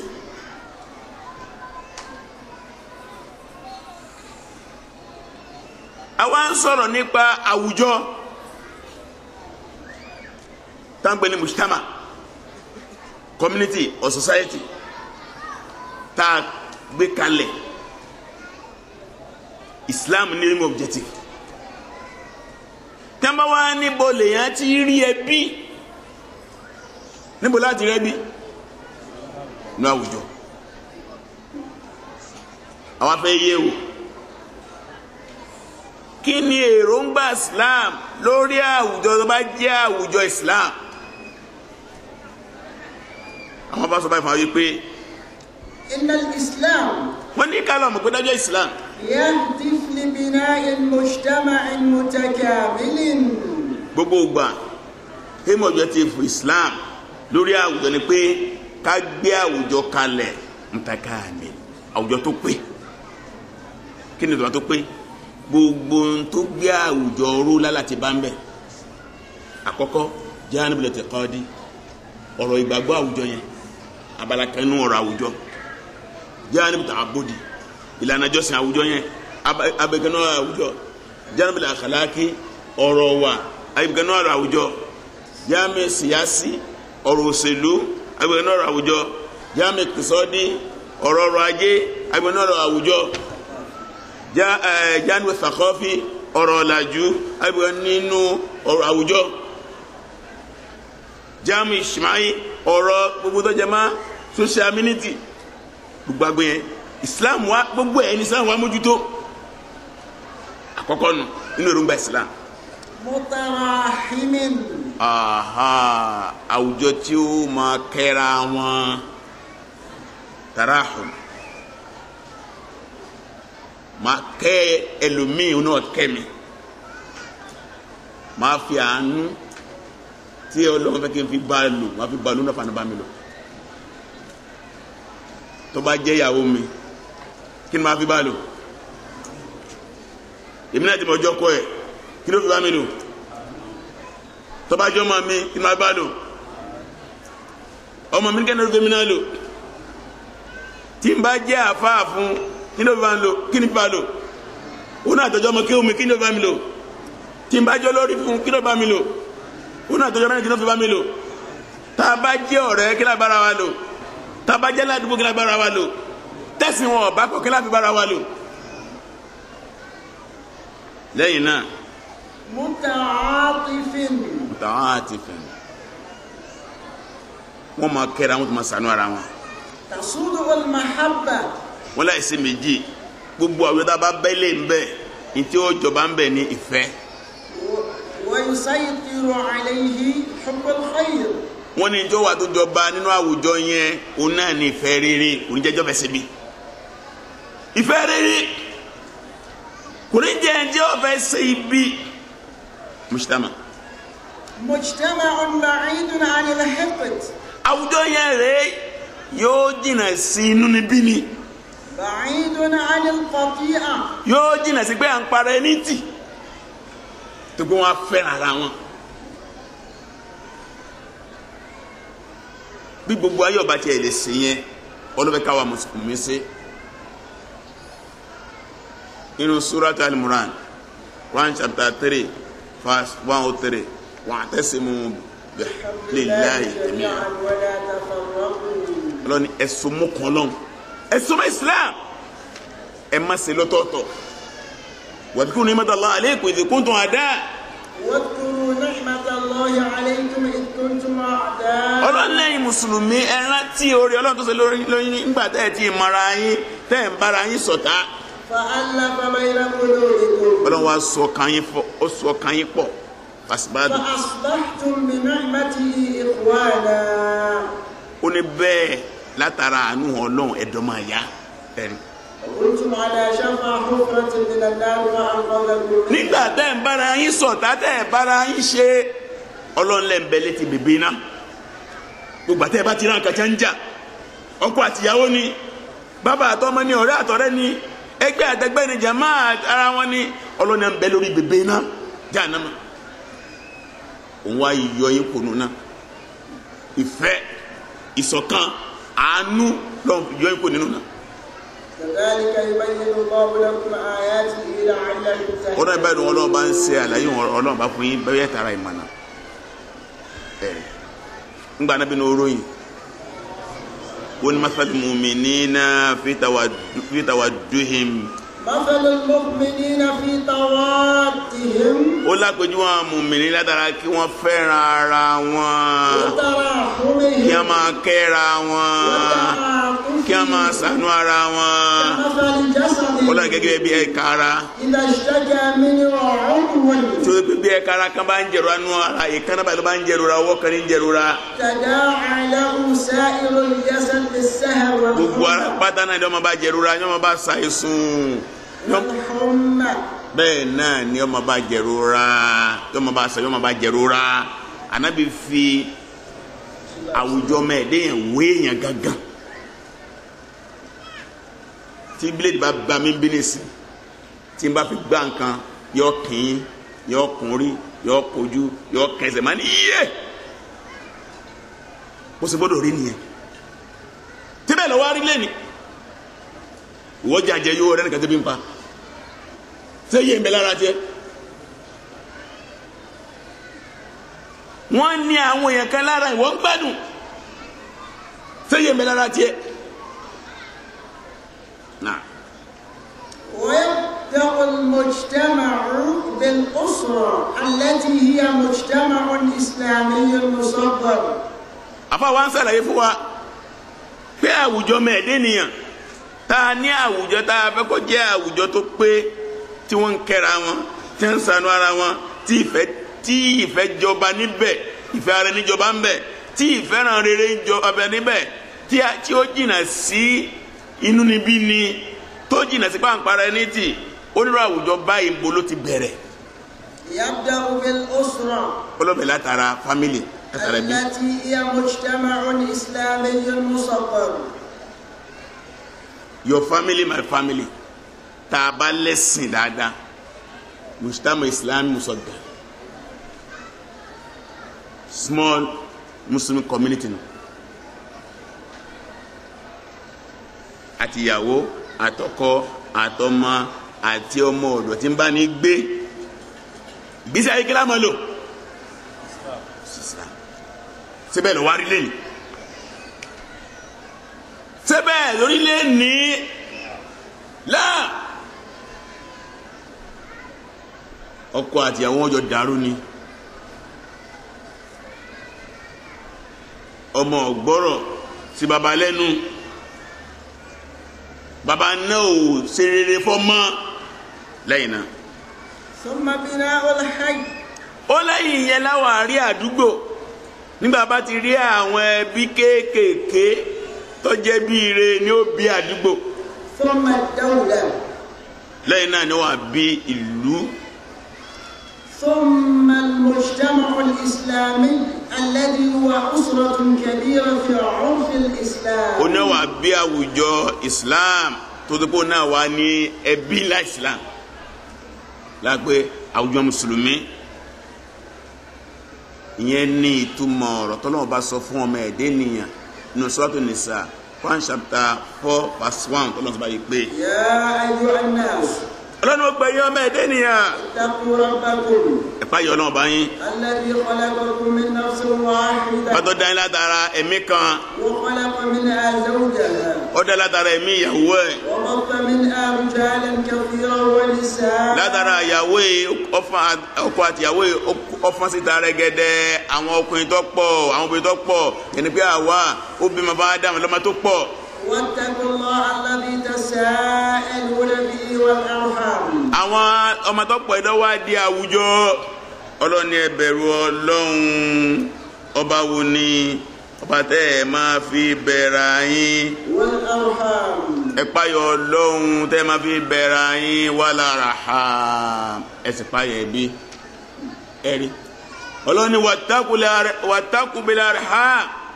واتقوا الله الذي تساءلون به. ọlọ́ni ẹ bẹ̀rù Ọlọ́run tẹ́ ẹ fi máa bẹ̀rẹ̀ yín wal arham ẹ tún páyọ̀ ẹbí náà tẹ́ ẹ fi máa bẹ̀rẹ̀ yín torí ẹbí alájọbí mi ni mo bẹ̀ abáyé bẹ́ẹ̀ ni Ọlọ́run mo fi bẹ́ẹ̀ wọ́n lọ́wọ́ àtàlájọbí mọ́ mi lára ọlọ́ni ká páyẹ̀ o. إن الله كان عليكم رقيبا. ọlọ́ni gbogbo ń tẹ́sí lòun rí o bẹ̀rẹ̀ rọ́kìb ẹ̀nà ìdẹ́gbẹ̀ rọ́kìb alámójútó tí kẹ́kọ̀ọ́ kọ́ máa fún níbi dání kọ́ máa ṣe mọ̀rọ́ kábẹ̀ ọlọ́ni ẹ̀páyà àwọn ẹ̀páyà okùn ẹbí jámù Rahim nù arham ó fẹ́ pé ń tọ́pọ̀ ní Suratu Nisa aya kọ́kọ́ tabatu ko madolo Suratul Hujurat aya lẹ́ẹ̀kẹtàlá. يا أيها الناس. Ọlọ́run pẹ̀lú ọmọ ẹ̀dẹ́ nìyàn. إنا خلقناكم من ذكر وأنثى. onídàájọ́ Ọlọ́run bá adáyín lọ́kùnrin adáyín lóbìnrin akọ̀tàbùlà fi bẹ̀rẹ̀ fún yín. وجعلناكم شعوبا وقبائل. Ọlọ́run náà wá sí ṣòwòbá a sì ní orílẹ̀-èdè wàkọ̀bá ìlàtọ̀ sí ilẹ̀ bí. لتعارفوا. wọ́n pè Nàìjíríà ní Amẹ́ríkà ní Iran ní Saudi Arabia ní Kuwait ní Iraq ní Britain ní àtúnwàsí ilẹ̀ bí àwọn ilé ẹbí ilé ẹbí kí ilé Ọlọ́run torí kí n láfi ṣe bẹ́ẹ̀ lita'arafu kẹ́lẹ́ bá a mara yín gẹ́gẹ́ lè bá a máa jà tí mo mi Amẹ́ríkà tí mo wá fọ̀nà Amẹ́ríkà ìmọ̀ ọmọ Iran ìmọ̀ ọmọ Nàìjíríà dáa lita'arafu kẹ́lẹ́ bá a mara yín inna akramakum indallahi atqakum. إن أكرمكم عند الله أتقاكم. Ọlọ́run ẹ lọ́rọ̀ ìmọ̀ ẹni ọlá kan lọ́dún wọn Ọlọ́run ọba lẹ́nu bá payọ̀ Ọlọ́run. إن الله عليم خبير. òun ò fi owó ṣe òṣùwọ̀n àpọ́nlé òun ò fi pípọ̀ lọ́mọ ṣe òṣùwọ̀n àpọ́nlé òun ò fi ẹwà ṣe òṣùwọ̀n àpọ́nlé òun ò fi ọpọlọ àti làákàyè ṣe òṣùwọ̀n àpọ́nlé òun ò fi ìmọ̀ ṣe òṣùwọ̀n àpọ́nlé ṣùgbọ́n kí ló ń fi òṣùwọ̀n àpọ́nlé ìpayọ̀ Ọlọ́run báwo ló sọ bọ́ lọ́wọ́ bá rẹ lò yẹn ní jẹ́ àpọ́nlé ọ̀dọ̀ Ọlọ́run ìyẹn sì rí sirrun bayna al-abdi wa rabbi àṣírí láàrin àtọ́lọ́run kò sínú yín dẹ́lẹ́ mà bẹ́ẹ̀ ni Ọlọ́run bá mi ṣe ń lò èmi mọ̀mọ́ bí mo ṣe ń bá lò wọ́n náà lọ́ mo ṣe ń bá lò níbi ọba wa fi Ọlọ́run bá rẹ sí lòfin jìyàn lọ́dọ̀ Ọlọ́run. Ana Muhammad. يا أيها الناس. ó sọ lọ́rọ̀ báyìí bí mo pè ọmọ ẹ̀dẹ́ nìyà. إن ربكم واحد. ọlọ́ọ̀bá yẹ ọkàn náà ni. وإن أباكم واحد. bàbá yín tọ́sẹ̀ yín lẹ̀ ọkàn náà ni. كلكم لآدم. gbogbo yín bá látara Ádámà. وآدم من تراب. Ádámà ti wà láti inú ìpẹ́. إن أكرمكم عند الله أتقاكم. ẹni ó jẹ́ ní àpọ́nlé jùlọ dọ̀ Ọlọ́run ẹni bá payọ̀ Ọlọ́run. ìpayọ̀ Ọlọ́run náà ni ò ní jẹ́ ajá okùn ẹbí. pípọ̀ wà nù àdéhùn ìpìlẹ̀ tá a gbé látọ̀dọ̀ Ọlọ́run pé tá a bá délé ayé á wà sokùn ẹbí pọ̀. ẹ̀yẹ wáyà jákè bá nípìlẹ̀ ìpìlẹ̀ jókòó lónìí fún gbogbo ìjọba mọ́kéwù áyà àdẹ́rùbà ni lórí ọ̀rọ̀ ẹbí tí wọ́n bá gbọ́ pọ̀lọpọ̀ wá àkúkéwù àmọ́túmẹ́ ẹni ọba kí ó tó bá gbọ́ gbà tí wọ́n kà á ti mọ̀ pé wàhálà dé sílẹ̀ ayé là ń lò yìí. Suratu Ra'd aya 24 láti 20 náà. Alladhina yufuna bi ahdi Allah. Ọlọ́ni àwọn tí wọ́n máa ń pé àdéhùn Ọlọ́run ẹ̀rí àwọn tí wọ́n máa ń pé àdéhùn Ọlọ́run àwọn ìkànnì àwọn mẹ̀dẹ́yìn. Wala yanquduna al-mithaq. Wọn kì í já àdéhùn Ọlọ́run tí wọ́n bá ti gbé àdéhùn wọn ní kùndíẹ̀ náà. Walladhina yasiluna ma amara Allahu bihi an yusal. Àwọn tó pé ntọ́lọ́wọ́n bá fẹ́ kí wọ́n dàpọ̀ wọ́n máa ń dà pọ̀ tó pé ntọ́lọ́wọ́n fẹ́ kí wọ́n dàpọ̀ tó nípa jù ní kíni ẹ̀dá mi lónìí kàn ẹbí. Wa yakhshawna rabbahum. Wọ́n sì máa ń payọ̀ Ọlọ́run bá wọn. Wa yakhafuna su'al hisab. Wọ́n sì máa ń bẹ̀rù ìṣirò burú lálẹ́ kíámà. Wọ́n hàn ní fẹ́ kí Ọlọ́run bá ṣe ìṣirò burú fáwọn. Ọlọ́run abẹ́ o má ṣe ìṣirò burú fún wa. Walladhina sabaru ibtigha'a wajhi rabbihim. Walladhina sabaru. Àwọn tó pé wọ́n máa ń ṣe sùúrù. Ibtigha'a wajhi rabbihim. Tó pé ń wá ojú rere Ọlọ́run bá wọn. Wọ́n ti lọ. Kí lọ́lọ́run fi mú sùúrù wá mẹ́yìn? Àwọn ẹbí atánní sùúrù ni wọ́n.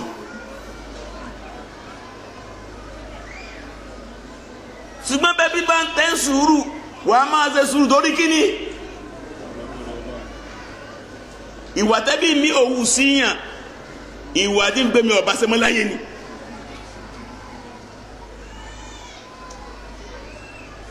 Ṣùgbọ́n tó ti bẹ́ẹ̀ kí láá ṣe torí pé à ń wáyọ̀ ní Ọlọ́run. Ọlọ́run náà ti ń ṣe sùúrù torí pé wọ́n ń wáyọ̀ ní Ọlọ́run tí wọ́n ò wo ibi wo lẹ́bí fi ń bá wọn lò náà. Wa aqamu s-salah. Wọ́n ti kírun dáadáa. Wa anfaqu mimma razaqnahum. Nítorí tó wá ṣe fún wa lówó wọ́n tún ná síbi tó yẹ kí wọ́n ná sí inú bí dáa tó fẹ́ ná sí wọ́n tún ná fẹ́ bí. Sirran wa alaniya. Wọ́n á máa náwó kọ̀kọ̀ bàbá ẹgbà tẹ́nì kò ní ma ti bẹ́ẹ̀ owó kọ̀kọ̀ nu wọ́n á sì máa náwó gbangba.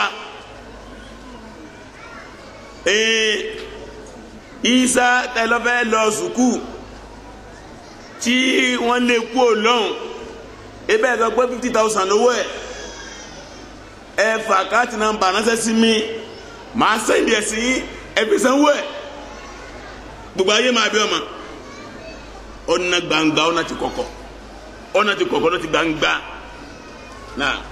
ويدرؤون بالحسنة سيئة. Tí a bá wá ṣe àìdá kan wọ́n á ṣe dáadáa tẹ̀lé tí ó pa ìdá yẹn rẹ́. أولئك لهم عقبى الدار. Ọlọ́nlẹ̀ ń tá a bá bárú ọ̀rọ̀ ẹnu gbèsè ayé rẹ̀ àwọn ní àníléèrè ní àlàgbọ́tà dáadáa Ọlọ́run ń tà ń fẹ́ nìyẹn o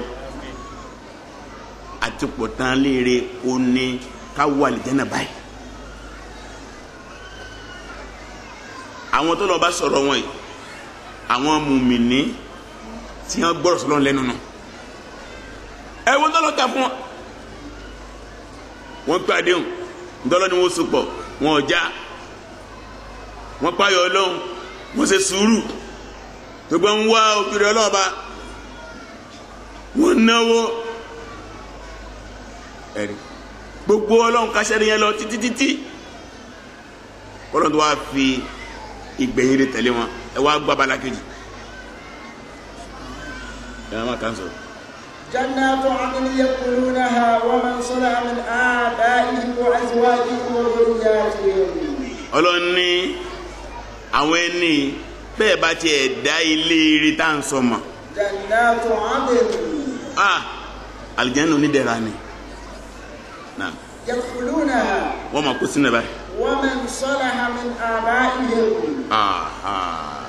Àwọn nìkan kọ́ ẹni bá tún ṣe rere nínú àwọn òbí wọn وأزواجهم àtàwọn ìyàwó wọn وذرياتهم àtàwọn ọmọ wọn wọ́n jọ wọ ni والملائكة wọ́n ti lọ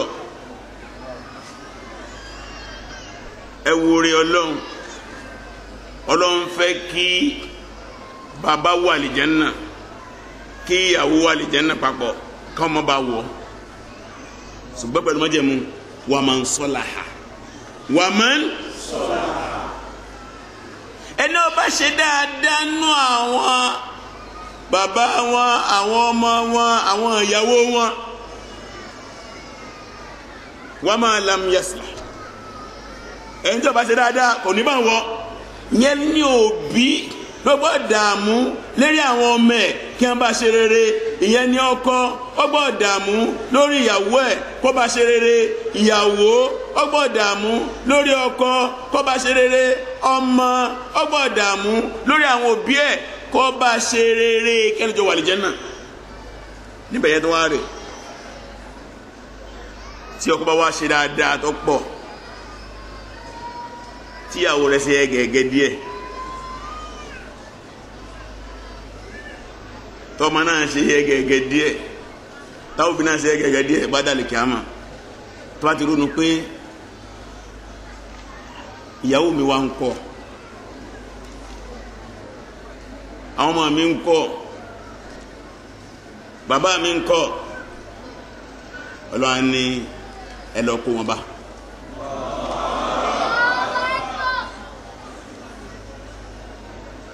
Ọlọ́run musa ti bẹ́ẹ̀ fún wa o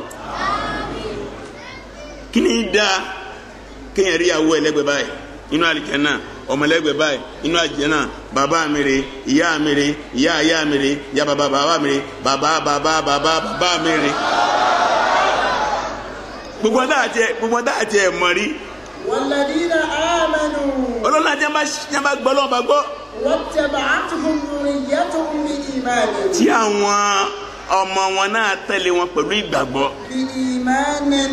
látara ìgbàgbọ́ kan. alhamna bihim dhurriyyatahum. Ọlọ́run á kó wọn lọ bá. wa ma alatnahum min amalihim min shay. Ọlọ́run á kó ebi lọ bẹ́ẹ̀ bí a sì ní dùn wọn ládàá wọn ẹ máa gbádùn so. kullu imri'in bima kasaba rahin. kálukú ní ọba tó ṣe pàdé lọ́dọ̀ lọ. wa man salaha min aba'ihim wa azwajihim wa dhurriyyatihim. Ọlọ́run wa ń sọ lọ pé àwọn bàbá wọn wọ́n bọ̀ wà àlìjánnà àwọn ìyàwó wọn wọ́n bọ̀ wà àlìjánnà àwọn ọmọ wọ́n bọ̀ wà àlìjánnà. wal malaikatu yadkhuluna alayhim min kulli bab. ó ní àmàlẹ́kọ̀ wa máa wá wọlé tó wọn ní gbogbo ẹnu ọ̀nà àlìjánnà àwọn àfáà lẹ́nu àlìjánnà méje ni akẹ́ni mẹ́jọ ni. salamun alaykum bima sabartum.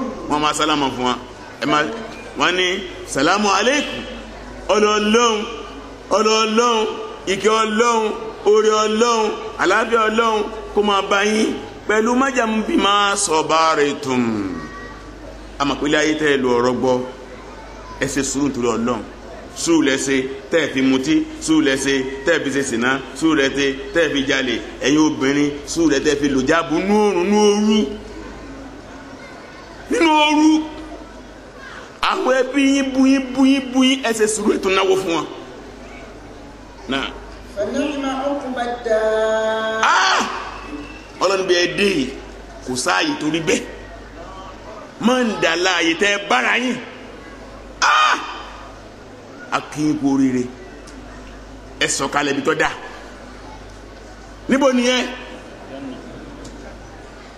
lọ́hùn gbogbo ìdààmú tá à ń dààmú ibi tá à ń lọ́nu ọlọ́run kò ṣe é ní ọ̀rùn fún wa. والذين ينقضون عهد الله من بعد ميثاقه. àwọn abala kejì nìyẹn o àwọn tó gbé àdé ọlọ́run bá tí wọ́n ṣe wọ́n á jáde hùn ìdánsọ́fọ́ mẹ́ẹ̀ẹ́dẹ́nìyà wọ́n á jáde hùn wọ́n á ní njó mo promise nìyẹn sẹ́mi náà ni kódà tẹ́ mẹ́ẹ̀ẹ́dọ́ kọ́lẹ̀ alẹ́ mi ò gbé mọ́ kọ́lẹ̀ right mi rè right mi kọ́ ẹ̀yin lẹ́sẹ̀nsì bíi signature tẹ̀mí ò rí báyìí náà. ويقطعون ما أمر الله به أن يوصل. gbogbo ń dáa fẹ́ kí wọ́n so pọ̀ ni wọ́n ń gé okùn ẹbí ngbà mí ń bẹ ẹnu ni wọ́n fi gé láyé ẹ wọ́n tó délé mi má wọ́n jákujáku yìí wọ́n tẹ̀sẹ̀ bíire bùkẹ́lẹ́ mi dání kò bùkẹ́lẹ́ dání ọ̀nà yìí mi ti wọ́n dọ̀rẹ́ mẹ́ma ẹbí ẹ iná ló ń gé yẹn náà. ويفسدون في الأرض. ọlọ́run torí pé ẹnìkan ò ní jákun ẹbí òbílẹ̀jẹ́ lórí ilẹ̀ ayé ni. ulaika lahumul la'na. Ọlọ́ni gbogbo wọn tí a rí wọn jẹ́ léèyàn, Ọlọ́ni ibi dandan wọn náà bá ti bẹ̀rẹ̀ sí láìjọ́ tẹ̀ jákun ẹbí yẹn ẹ̀rí lahumul la'na. àwọn tá a bá kéwù lánà yẹn bil ma'rifa bí alìwàlám pé gbogbo tí jẹ́ èpè gbogbo tí jẹ́ ègún orí wọn ni kọ́ máa jẹ́ sí. kódà àwọn àbá sọ pé gbàmí ń bẹ tẹ́ àwọn kan bá ṣépè láàrin ara wọn, ṣùgbọ́n tí wọ́n ń ṣépè lé kò sẹ́ni tẹ́ pè tọ́ sí wọ́n nírú àwọn ẹ̀ lè pé ó tó lọ kún tiẹ̀ gbà gbogbo èpè gbogbo ègún orí wọn.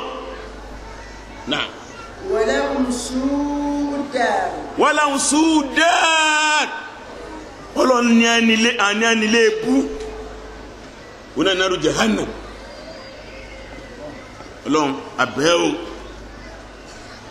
ọ̀yà kí wọn náà yà gbọ́nra nù.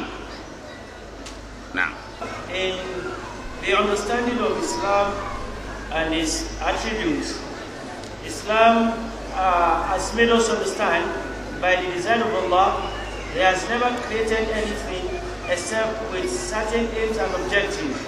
And for that reason, Islam has its aims and objectives for every individual. The reason why God has created man. The same reason He has, subhanahu wa ta'ala, for the creation of the sun, the moon, winds, water, and the entire universe as well.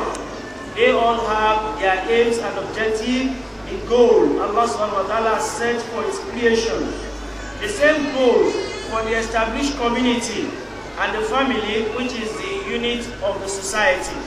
Allah subhanahu wa ta'ala has a reason, the aims and objectives for creating the established community we have around the society, the human society at large. In Islam, Islam is aimed at establishing a complete society. A complete society in all its spheres. By that we mean a completion in the area of faith. That society will obviously find among them a sound faith, which is comprehensive and all-encompassing. In that same society, it must have a complete sound form of worship. It must have the angle of moral and character development. It must have a sound political institution in place. It must have the right standard for economy. It must also have the development for civilization advancement as well as social development and a host of other things that describes a complete society. That is what Islam set for every society that we have. Then also, that society must have a kind of they must be mutually kindly to one another. They must, between the spouses, the wife and the husband, they must express love, express mutual kindness towards one another. Between the father and the child, there must be that mutual kindness, and the mutual caring must be dominant in that society. Then, if you have such situation where this kindness, care and love is mutually exchanged, then obviously you have a society which will be brought up or built on love.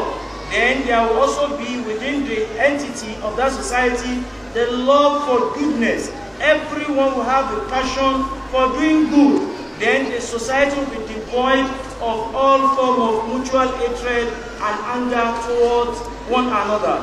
For instance, if you check the Holy Quran, Quran 3 verse 103, Allah made us understand the fact that He loves us and the aim that He wants for us to achieve in life. Allah said, and hold fast all together by the rope which Allah stretches out for you, and be not divided among yourselves. And remember with gratitude Allah's favor on you, for you were enemies, and He joined your hearts in love, so that by His grace ye became brethren, and you were on the brink of the pit of fire, and He saved you from it. thus do Allah subhanahu wa ta'ala make his signs clear to you, that you may be guided. In hadith by Prophet Muhammad sallallahu alaihi wasallam, the Prophet made us understand that the similitude of Muslims in the way they share mutual love, mutual kindness, and the mutual caring among themselves in the society, it is a similitude. The similitude of that is like that of a body, a wholesome body. When a part of that body suffers, it affects other parts of the body in pain and in vigil. This shows a complete Islamic human society that Allah subhanahu wa ta'ala aims for everyone. That when a part of it is suffering, then obviously it affects other parts of the body. In the pain it suffers and the sleepless night that part of the body has. So that is because of the mutual love that is shared among them. From the aforementioned, it made us understand that the society begins with the family as the smallest unit of Islamic society. Then, building from the smallest unit, which is the family, we have the district, the local government, the district, then we have the country at large, the state, we have the country, then we have the large Islamic society that is mutually binded divinely. In Quran 4, verse 1, Allah also epitomized this goal for setting up the universe. In Quran 4, verse 1, Allah said, O mankind, reverence your guardian Lord, who created you from a single person, created of like nature, is made, and from them, swain scattered like seed, countless men and women. Reverence Allah, through whom ye demand your mutual rights, and reverence the wombs that bore you, for Allah ever watches over you. Let us understand and let us underline that phrase. And reverence the womb that bore you. Reverence your Lord, whom you demand your mutual rights, and reverence the womb that bore you. That shows that Allah subhanahu wa ta'ala is making a successive reference, from making a reference to revering him as a creator, then revering the womb that bores all together. That shows the importance of remembering the joining of ties of kinship. In another verse of the Holy Quran, Quran 49 verse 13, Allah said, O mankind, we created you from a single pair of a male and a female, and made you into nations and tribes, that you may know each other, not that you may despise each other.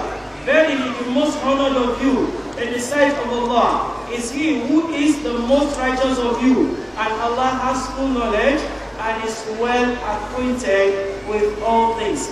Allah said, the one that concerns Allah most amongst humanity is the one that is most righteous amongst us.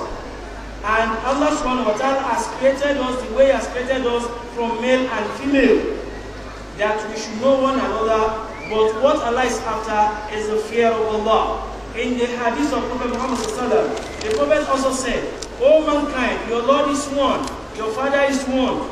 Verily, the most honored of you in the sight of Allah is he who is the most righteous of you.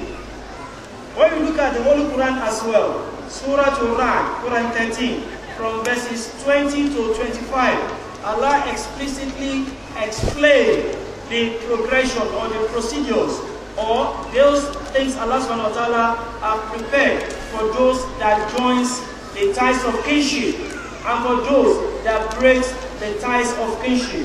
Allah said, and I quote, those who fulfill the covenant of Allah and fail not in their plighted word, that is in their pledges. Those who join together those things which Allah had commanded to be joined, like the ties of friendship and the ties of families that we are talking about, they join it because Allah has commanded it, and they hold their Lord in awe. They hold their Lord in awe as a great Lord, and fear also the terrible reckoning on the day of accountability. some of the attributes are now continuing. Those who patiently persevere, they persevere because of the persecution they face in life, the persecution they met in the area of fulfilling the rights of kinship. Their families tormented them, their families persecuted them for using hijab, for being good Muslims alike, but they persevere, endure all this persecution, and they were patiently persevering, seeking the pleasure of their Lord, establishing regular prayers, spend out of the gifts we have bestowed for their sustenance, secretly and openly. They spend openly and secretly, and turn off evil with good. Their family did evil towards them, and they returned that with goodness. For such, Allah said, for such people, there is the final attainment of the eternal whole, gardens of perpetual blessing, gardens of perpetual bliss. They shall enter there, and as well as they are righteous among their fathers, their spouses, and their offsprings. And angels shall enter unto them from every gate with the salutation, peace unto you, for that ye persevered in patience. Know how excellent is the final goal. This is the result for being patient over these injuries in life. Then after that, in verse 25, Allah said, the direct opposite of those who join the ties of kinship. Allah said, for those who break the covenant of Allah, after having plighted their word thereto, they have pledged to support you, but at the end of the day, they change and they break their promises, and cut asunder those things which Allah has commanded to be joined, and work mischief in the land. On them is a curse, for them is a terrible woe. Here, the scholars have also said that these people will have the wrath of Allah, and the curse of Allah will be with them. In addition, every human being that curses themselves, every human being that curses themselves on the surface of the earth, and there is no one that is to be the right recipient of that curse, then that curse will be channeled back to every person that breaks the ties of kinship in life. That is how grievous it is to break the ties of kinship. Surah Al-Quran, verses 20 to 25. This obviously shows how important it is. Then in Quran 52, verse 21, Allah clearly also shows that when you have good offspring, when you have good families that follow your footsteps in righteousness, obviously, even if they have shortcomings, on the day of judgment, when you have attained felicity, when you think of them and ponder about them on the day of judgment, Allah will draw them closer to you. In Quran 52, verse 21, Allah said, and those who believe and whose families follow them in faith, to them shall we join their families, nor shall we deprive them of the fruit of half of the works, yet is every individual in pledge for his deeds. These are the words of Allah, and the words of Allah are nothing but the truth. Ta'rif Sillatu Rahim. Ta'rif Sillatu Rahim. Kí ni túmọ̀ tí àwọn afáà fún? Kí ni túmọ̀ ń tá ń pè ní okùn ẹbí? Náà. Ar-Rahim. Wọ́n ní gbólóhùn Rahim. Bi-fathi ar-ra'i wa kasri al-ha. Fún àwọn tí a kéwú, rọ́ yẹn yóò gba fatia, rọ́ kẹ́ háwò yẹn á gba kẹsọ̀rọ̀, Rahim, Rahim, ẹ̀rí. Yutlaqu 'ala al-aqarib. Wọ́n ní tí lọ́ba bá fẹ́ lò, wọ́n máa ń lò fún gbogbo ẹni ọba súnmọ́ ni, gbogbo alásùnmọ́ wa nínú ẹbí wa ni a máa ń lò fún. Wa yaqa'u 'ala kulli ma yajma'u baynaka wa baynahu nasab. Wọ́n lélẹ̀ ní pé gbogbo ẹni tó ti rí pé láàrin ìwọ àti ẹ̀ ẹbí sóyún pọ̀, iná máa ń pè ní Rahimi, ẹbí mi rẹ o. Gẹ́gẹ́ bí Ibn Manzur nínú Lisan al-Arabi gẹ́gẹ́ bó ṣe tú ni ẹ following 11 ojú 728. Wa tujma'u 'ala al-arham. Bájú wá kó lẹ́yọ kan Rahim, Rahiman, al-arham. Ọ̀pọ̀ nu arham. Ẹ̀rí pé nínú Suratu Nisa pé wal arham. àwọn ẹbí arahami àwọn ẹbí mi. وقيل تطلق الرحم على المحرم الذي يجمع على المحارم. lọ́dọ̀ àwọn àfáà míì wọ́n gbàgbé tí jẹ́ rahim ó ní ẹbí wa tá a lè fẹ́ tí ẹ̀sìn wa ò fẹ́ ká fẹ́rù wọn tó pé ìfẹ́ra ẹni ìwọ ní ẹbí kan àjọ jẹ́.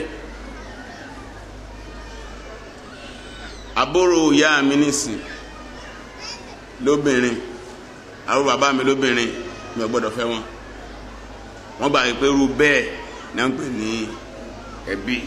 وقيل تطلق الرحم على كل من يجمعك وإياه من جهة الأخوة أو من جهة الأمومة أو من بينك وبينه نسب سواء كان يرثه أم لا يرثه سواء كان ذا محرم أم لا. wọ́n ní nínú jẹ́ tó gbà lérò pẹ̀lú okùn ẹbí òun náà lẹ́yìn tó yí pé ní agbègbè bàbá tó bí wa lọ́mọ ọba wa tán ní agbègbè ìyá tó bí wa lọ́mọ ọba wa tán ó ní pé ẹbí bàbá mi ẹbí ìyá mi ẹ̀nà náà ń pè ní ẹbí tàbí ká dàpọ̀. ó ń bẹ́nu wọn tó lè jogún ń bẹ́nu wọn tí wọ́n lè jogún ara wọn ó ń bẹ́nu wọn tá a lè fẹ́ ó ń bẹ́nu wọn tá a lè fẹ́. nígbà míì bẹ́tẹ́ bí bá ti jìnnà díẹ̀ àmọ́ fẹ́rẹ́ ẹni yàtọ̀ sí ẹbí Yorùbá o.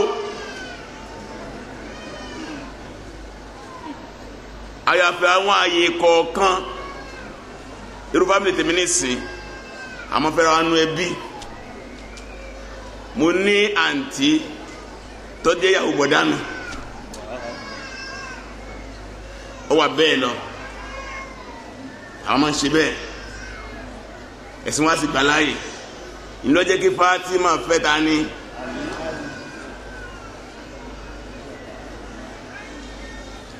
Abu Talib àti Abdullahi tó bí ànábì àti Abu Talib tó bí Ali ọmọ bàbá kan náà ọmọ ya kan náà ni wọn.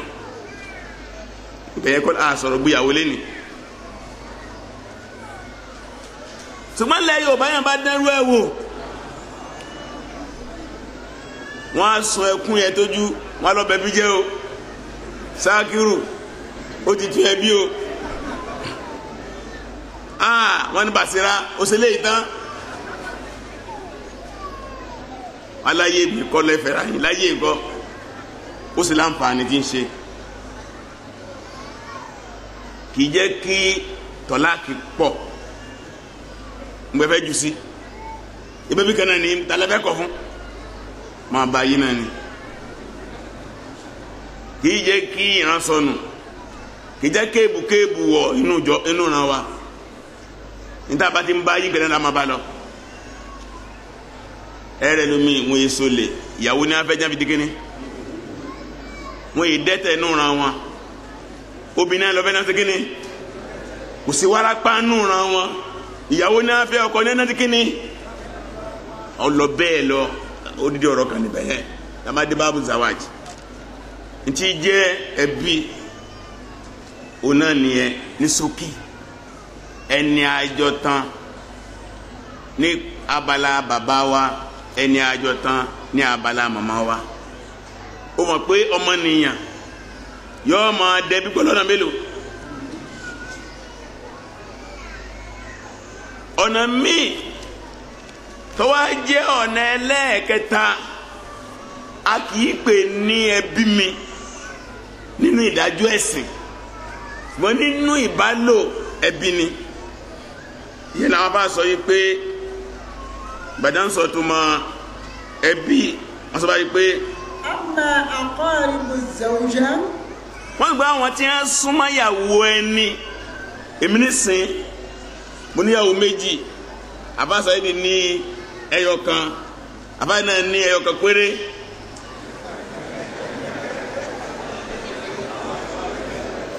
ẹbí àwọn tó bá jẹ́ bí ìyàwó mi yẹn nínú ìdájọ́ ẹ̀sìn hukuman. falaysu arhaman lizawji. wọ́n yé àní pé wọ́n ní ẹbí mi ní ìdájọ́ ẹ̀sìn. ẹbí ìyàwó mi ni wọ́n ṣe nínú ìdájọ́ ẹ̀sìn. walakinnahum arhamun li awladihi minha.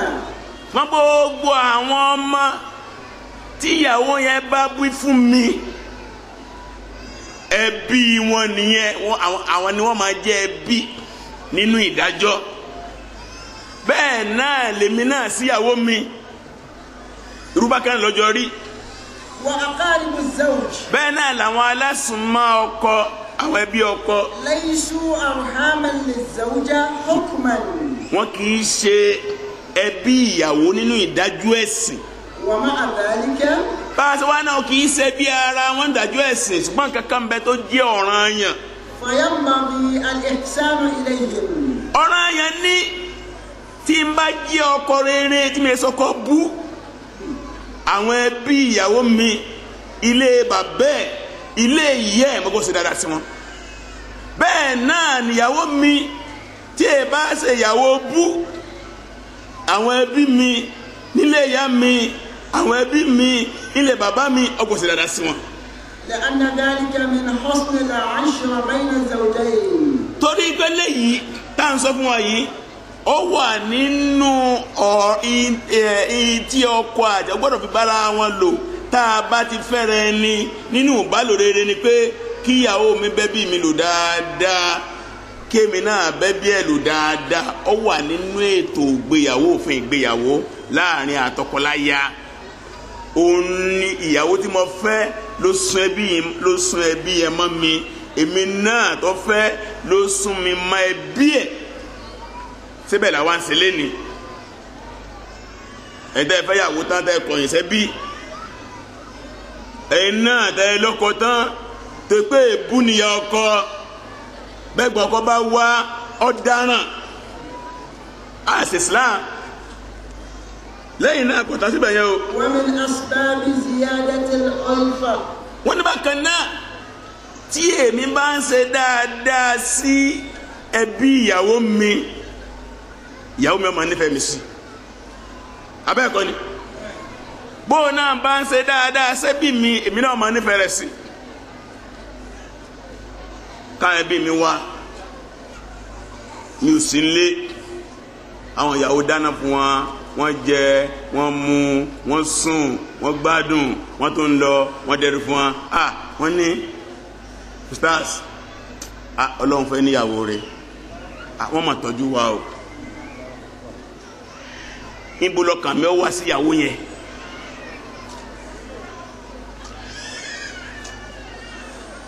kí àwọn ẹbí ìyàwó mi náà wá kù sí ìyàwó mi lé kí n ṣe dáadáa sí wọn, mo tún fún wọn lówó mo sì wọ́n dẹ́dítì.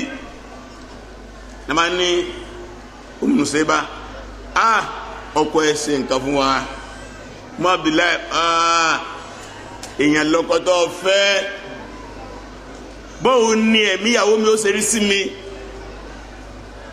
wọ́n gbà tó yẹ pé wọ́n bá fóònù pé ò tí ì níyàwó ọlọ́kọ rẹ ní o. ẹ wò ìsìlámù wa hádà ìsìlámù náà ẹ̀sìn wọlé lè jọ nù gbogbo ẹ̀sìn, àṣà wọlọ́jọ́ nù gbogbo àṣà. ìyẹn ni ìtumọ̀ pé ẹbí. kí ni wàá ní ìtumọ̀ sílà tó lára mi aṣọ ẹbí pọ̀ tàbí wásìlì àrẹ à tó méjèèjì náà ni wásìlì kankan náà ni wásìlì yẹsìlì sílàtàn wásìlàn lọ́dọ̀ àwọn elédè lárúbáwá òní kéèyàn so nǹkan pọ̀. fasila. wọ́n ní gbọ́dọ̀ sílà. ja'at min wasala yasilu waslan wasila. pọ́pàtà kéw wọn lọ wá látara gbólóhùn wasala yẹsìlì wásìlàn wàsílàtàn. wal waslu lughatan. kí ni ó túmọ̀ sí lédè. diddul hijran. ìdàkejì ìyẹn rẹ ni lódì. tá a bá yẹra wa lóde kíláàsì asọ̀rẹ̀. قال ابن الأثير àbáwọ̀ abúlé àfihàn ìrọ́sọ inú tí a rẹ̀. وكناية عن الإحسان إلى الأقربين من ذوي النسب من ذوي النسب والأسهام. ó ní tí jẹ́ pé àdẹ̀bí pọ̀ gbọ́dọ̀ sílá ó ní ọ̀rọ̀ àyálò ní àdàpínì ó ní tó túmọ̀ sí náà ni pé ó túmọ̀ sí ìṣe dáadáa sáwọn ẹbí wa من ذوي النسب àti ìrànpawápọ̀ nípasẹ̀ ilé ìyá ni nípasẹ̀ ilé bàbá ni والأسهام àti àti ànasowápọ̀ ẹ̀rí òun ti dàpọ̀ mẹ́yẹn ìṣe dáadáa sẹ́bí ìyá mi ẹbí bàbá mi àti dáadáa sáwọn àna mi tá a jọ fẹ́ mọ́ lọ́dọ̀ ara wa kò sí wọn tó lè ṣẹlẹ̀ láyé láàrin pé mo fẹ́ yàwó nìkan lọ́bọ́ nìkan ní kótó nípa fẹ́yàwó ká máa fi rán lólẹ́gbẹ̀ẹ́ fẹ́yàwó ìyẹn sì pọ̀ lọ́dọ̀ ọ̀pọ̀lọpọ̀ brother and sister wọn ni à ntí wọn kù mí fojú mi rí lórí márèjì láyé àtúndọ́dọ̀ kù yẹn mọ́ bàbá mi gbà fún mi pé bí màá kúnlẹ̀ kó tó burú ó ní rárá o inú ilé kó ti ní kúnlẹ̀ báńtì bá dọ̀bálẹ̀ kó tó burú bẹ́ẹ̀ rárá o dọ̀bálẹ̀ fẹ́ bí ni ó náà lọ ta gbogbo agbọ́dọ̀ mú àtàrí wá ìjọ bá sọ pé ṣèwéjìnà ó ti ṣe kí ni ó ti tán wọ́n níjà ló dé ìdòwò ìlàmà sàlàfà yẹn ti lọ ìyàwó ẹ̀ ló ń bẹ́ ń lé ẹ̀ yẹn ọmọ ẹ̀ ni wọ́n náà fẹ́ ìyàwó yẹn fámìlì wọn ni ká má gbàgbé ẹ̀ ẹ̀mí ò ní lè gbọ́mọ kí wọ́n jẹ́ fojú mi rí ọ̀dà ìtọ́wọ́n tó wá burú jù ọkọ tí ọ̀ lágbọ̀ọ́yé àni ó mú àbúrò àbáyé èèyàn burúkú gbà ní o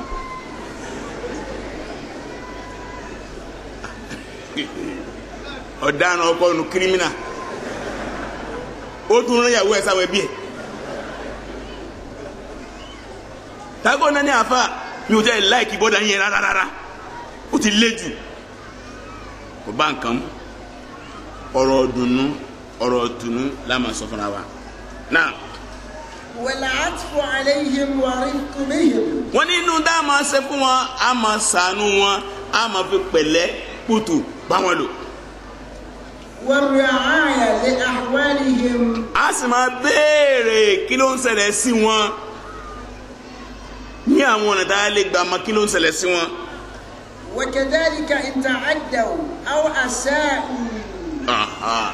wọ́n ní kọ́dà wọ́n lẹ́bi ẹ̀ tí wọ́n bá kọjá àlàlẹ́ lórí wọ́n bá dé wọ́n ní àfa ìwọ̀lá wa rí ní wọ́n bẹ̀rẹ̀ sí bú ẹ ní ntọ́sẹ̀ yẹn jẹ́ tà á dà o kí ló sì ọmọ àgbẹ̀já lọ bá ibà lábí nítorí ọjẹ́ ẹ pé wọ́n sáré àfa ìyàfẹ́ rí ẹ ọ̀dáhùn ilé mọ̀ ẹ̀gbọ́n yẹ rí àbúrò abẹ́rẹ́ ṣé ẹ̀sìn náà ló sọ ẹ́ dàbá yìí Islam ní wọ́n ń ta dá o kódà kí ẹ kọjá ìlà àwọn àṣà wù tàgé máa fi bí bá wa lò ń bẹ tọ́ káwọn bí wọ́n ti ń sọ̀rọ̀ láì dá ń gbà mí ń bẹ wọ́n á mọ́kọ rẹ̀ lọ́lé ológun wọ́n á sì pè é látọ̀hún wọ́n ti dé bí o ìyẹn ọgbọ́dọ̀ gbọ́ bẹ̀bí sí àwọn ṣe tí wọ́n nìyẹn wọ́n á kẹsàn tí wọ́n wọ́n náà ṣe kí ni wọ́n náà ṣe tiẹ̀ tí wọ́n náà kẹsàn tiẹ̀ tọ́ba wọn ń ṣe dáadáa sí wọn jẹ́ ń ṣe dáadáa sí ẹ àṣàṣì wọn ò lè rìn ẹ́. kí á kẹta bá tí a da ẹgbẹ̀rún ìsáájà àti náà àtẹ́ná àti alámúnà ṣàráhà ní ọmọ jẹ́ ntẹ́sí máa fi kọ́ ànú وقطع الرحم ضد ذلك كله. wọ́n torí pé ìjákun ẹbí ó ní ìdákejì gbogbo tí a sọ lọ yìí gbàtà bá kan wá fẹ́ sọ tábà sọ pé adẹ́bípọ̀ nítorí túmọ̀ sí. al-ihsan ila al-aqarib. òun náà ni pé ìṣe dáadáa sí nínú ẹ̀sìn nínú àgbọ́yé ẹ̀sìn tí wọ́n bá ní mo ṣe dáadáa sẹ́bí tàbí mo ṣe dáadáa sẹ́bí ó túmọ̀ sí àwọn kan tí ń bọ̀ yìí. al-ihsan ila al-aqarib ala hasab hal al-wasil wal-mawsul. ìṣe dáadáa sí àwọn ẹbí ẹ̀ ilé ìyá ilé bàbá àwọn fámìlì ìyàwó ẹ̀ fámìlì ọkọ ẹ̀ lórí àwọn májẹ̀mú tó ń bọ̀ yìí. àkọ́kọ́ ìka ọ̀dọ́gba ká tó lè sọ pé ó ṣe dáadáa bó ṣe dáadáa á mọ̀ tá a ló ṣe pápẹ́ nísìn mo láǹfààní kí n fún ẹbí ní 1 million mo wá fún ní 500,000 mi ò ṣẹ́bí ire mi ò ṣe kíni mi ò lágbára ju 50 naira lọ mo sì fún 50 naira mo ṣẹ́bí ire wọ́n láwo kí ni kọ̀ǹdíṣàn wá sílù ẹni ó fẹ́ da ẹbí pọ̀ abala kanu àwọn ẹlẹ́ẹ̀kẹ́ tó láti wá wo kí ni kọ̀ǹdíṣàn alimosul ẹbí tá a fẹ́ dàpọ̀ pàpàdé nísìn mọ̀lẹ́bí kan tálákà ni níbẹ̀ yẹn àdúrà ọ̀ràn ẹ̀bọ̀dá ọlọ́njẹ́ máa rí ṣe láà máa lọ wá owó ni máa lọ wá fún kọ̀ndíṣàn rẹ̀ àdúrà nìkan ọ̀ràn ń bẹ̀ yẹn wọ́n ní wọ́n fẹ́ lè jáde kó onú ilé ọlọ́bòyìn lásìrí ó péye tí wọ́n náà rí inú èrè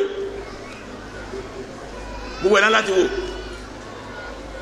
tí wọ́n lọ pẹ́ ní tí mo fẹ́ bá ṣe bí olówó ni owó kọ́ ni tiẹ̀ jẹ mọ́ kíkí bíbẹ̀ wò salamu aleykum ní kíni o ẹ̀kújọ́ mẹ́ta o báwọn gbogbo nǹkan o ṣiṣẹ́ lọ déédéé kọ̀ndíṣẹ̀ ni pé olóòlọ́ tí bá gbọ́ pé ọmọ ẹ̀ fẹ́ lọ lé ọkọ kí ni màá ṣe màá lọ síbẹ̀ bọ̀dá mo mọ̀ pé ló lọ ṣùgbọ́n ẹ gbọ́dọ̀ ọmọ yóò gbọ́ lọlé ọkọ kémi náà má dá sí ẹgbà 500,000 yìí ẹ fi kún òtírí òṣèré nu ṣùgbọ́n kú ẹ tó fẹ́ súnmọ́ lọlé ọkọ kò ní gá kò ní go ó wá pé àwọn àbúrò ẹ náà Idris Abbas Daoud ṣẹgbọ́ pé bọ̀dá ó fẹ́ súnmọ́ lọlé ọkọ èmi gẹ́gẹ́ bí ẹ̀gbọ́n yín máa fẹ́ 400,000 lẹ̀ èló ń tiẹ̀ èló ń tèmi náà nígbà kóòjọ alọ́ kó fún bọ̀dá mọ́ gbọ́rí alọ́ mọ́ yọ lọ́lé ọkọ nígbà ọlọ́run ti fi àwa sí ẹbí yín ọmọ yọ lọ́lé ọkọ sẹ́bà là ń ṣe ẹ̀ẹ́dà mi lóhùn là kọ́ ọmọ bíi tí kálukú ti kó sí náà àbáwá ń sọ lọ.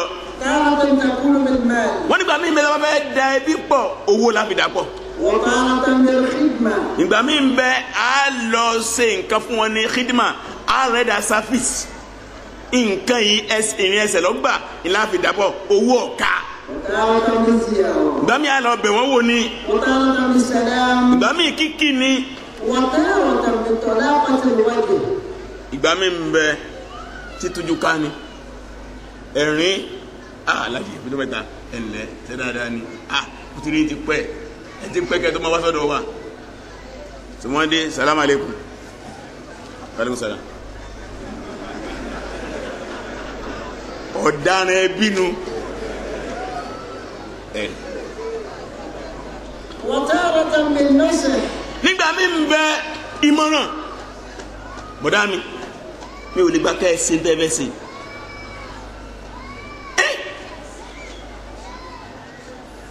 ṣáàkìrá lẹ́fẹ́ kọ́ fẹ́lẹ̀ láìláì mi ò gbọ́dọ̀ mọ̀ wà láyé kí sákìrà fẹ́lẹ̀ eléyìí ọba ti sákìrà jẹ́ ẹ̀yìn olú ti gbà síláàmù eléyìí tó sákìrà jẹ́ ni mọ́mọ́rẹ́ rẹ̀ Ṣẹ́gun ni wọ́n jọ lọ sọ́ọ̀sì lánàá ni nusiw nu ìkìlọ̀ wọ́n lè fẹ́ lọ yáwó sódúngogoji láéláé ńgbàdá gbogbo wo la fẹ́ yà rí gbogbo dojúrú rárá o ẹni sùúrù ẹ má yá o ọ̀rẹ́ mi tó ya ntọ́ padà sẹlẹsẹlẹ ẹni aládùúgbò mi kan tó padà sẹlẹ pé bàbá kẹjẹ ń bẹ àná ti tálíẹ̀ wọn tán náà on dẹbi pọ̀ nánu.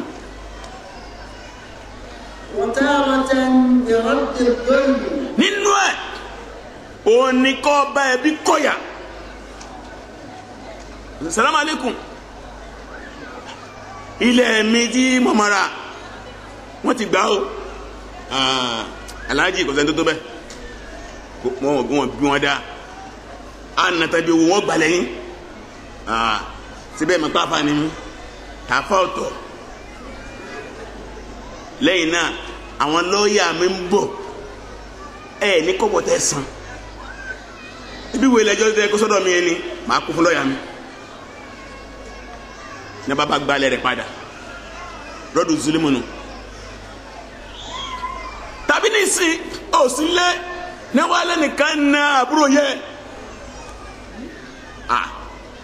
ọ̀mẹ́ni ọ̀nà yẹn èmi ọjọ́ tàbí owó ni ọmọ pé àbúrò ya mi lélẹ̀ lọ́nà àbòsí yóò lè jẹ́ gbé gbogbo ilé àṣekínní ẹnẹ́bí pọ̀ ni náà. ìgbà mi ń bẹ ẹbí yẹn ṣe ń tó dùn ẹ́ tó náà mà kó dùn ẹ́ ọwọ́ à ń sá fún ẹ salamu aleykum ẹkùjọ mẹ́ta mọ̀ pọ̀ ń sá fún mi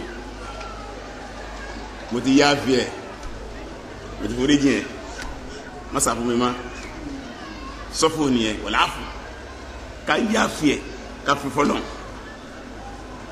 وبين ذلك من أنواع السلع على حسب القدرة والحاجة والقصد. eléyìí ó wá lọ bẹ́ẹ̀ lọ tá a padà máa ṣàlàyé lọ lóyún tó bá yá lórí ọ̀rọ̀ ẹbí bí ta fẹ́ dó sí onílé pẹ̀lú gbọ́dọ̀ Ọlọ́run nígbà bá tó fẹ́ sọ̀rọ̀ lé alẹ́ tẹ̀síwájú àti máa túmọ̀ pé àdẹ̀bí pọ̀ kí ló túmọ̀ sí àti rí pàtàkì ẹ̀ gbogbo ìdàkejì yẹn náà wà ní pé èèyàn jákun ẹbí gbogbo ẹni tó bá ti lè ṣe gbogbo ohun tí mo sọ lẹ́yìn ó jákun ẹbí yẹn ní pé ní kọ́ọ̀tì Rahim tí wọ́n bá ti lè jẹ́ wáásù Rahim yóò jẹ́ kọ́ọ̀tì Rahim àbí Ọlọ́run ọba kó fi wáṣí àwọn tí wọ́n máa sokun ẹbí pọ̀ kó wọ́n fi wáṣí àwọn tí wọ́n máa jókun ẹbí àwọn tó já ìṣẹ̀dá àti ṣe lọ kọ́lọ́n kó forí jìn wá kọ́lọ́n kó forí jìn wá kọ́lọ́n kó forí jìn wá kọ́lọ́n kó gbàtúbà wá ọwọ́ tó kù tá a fẹ́ lò láyé bó ṣe gùn tó bó ṣe kéré ma ọ̀dọ̀ rẹ lọ́n lọ́wọ́ kí ká lò lórí dáadáa ká fi tún ẹbí wa ṣe káwọn ẹbí wa náà fi dà wá pọ̀ kọ́lọ́n kó gbà ní bẹ̀sí fún wa. In conclusion, the meaning of the word Rahim, the word is used to mean all kinsmen, all kinship. According to the book Lisanul Arab, the plural of the word in Arabic is Al-Arham. That is the plural for the kinsmen or families. Also, it means those that are forbidden for marriage among our kinsmen, among our families. For instance, our aunts, they are forbidden for marriage. So some scholars have defined the word Rahim by classifying it by those that are forbidden for marriage among our kinsmen. Also, it is also used to describe those who are close to one another from the father's side and the mother's side. Among these, some could inherit or not from one. That is, those that are our families from the father's angle and those from our mother's angle, from our father's family and from our mother's family. Among them we have those that will inherit more and those that will not inherit, which have been explicitly explained further. This is especially when we are talking about inheritance. And the third one is also under the meaning the families of one's wife. The Rahim is also used to describe the families of one's wife or the families of one's husband. It is used to describe the families of one's wife or the families of one's husband. However, in Islamic judgment, these are not described as one's family Islamically. The word Rahim will not be used for this. However, mutual goodness is expected to be transferred to them. It is prescribed towards them. This will increase affection, love between the spouses. When someone is good to the families of his wife, for instance, maybe when they pay them visit and you show kindness and you're good to them, obviously that will increase the love of your wife towards you. And if your wife does the same thing to your own family when they come to you, obviously that will increase your own love towards your wife and your affection for her when you heard of her goodness towards your family. But Islamically, by judgment, by law in Islam, this Rahim that we are describing will not entail those by judgment. Then the meaning of the word Sila or Waslu, it simply translates to joining or connecting, creating a connection or linking. And this word Sila or Waslu is this direct opposite of forsakenness, to forsake someone, or desertation, to leave someone, create a barrier between one and another. So, waslu or sila, the direct opposite of forsakenness or desertion. In simple terms, the word sila or waslu means doing good to the families. Doing good to the families by having good words to them. When you talk to them, when we relate to ourselves, we exchange good words. We should not take revenge over issues that have gone by, even issues happening in the present moment. We should not walk after taking revenge. Most especially those of us that had some bad experiences when we are contracting our marriage, where the family of our wives or the families of our husbands were hostile to us at the beginning. We should not take a position that after our marriage they want to take a revenge out to them. We won't go to visit them, we won't be kind to them. No, doing good to families is part of what Islam enjoys, and it's part of what we are talking about concerning Sillatu Rahim, that is, joining the ties of kinship. It also includes showing kindness to them, sharing and bearing their burden, seeking after them when you do not see them, you ask after them, even when they trample on your dignity, when they show disrespect to your personality or to your rights. We need to relate with them in goodness, not to relate with them with evil. Then, breaking of ties is the opposite of what we have explained. Also, Islam, under this, enjoys goodness to kinsmen, connecting to them based on the condition of the doer and the recipient. We relate with them based on your own conditions. If you are rich, for instance, you are a wealthy person, then the expectation that is expected of you in relating with your families will be based on your level of riches and wealth.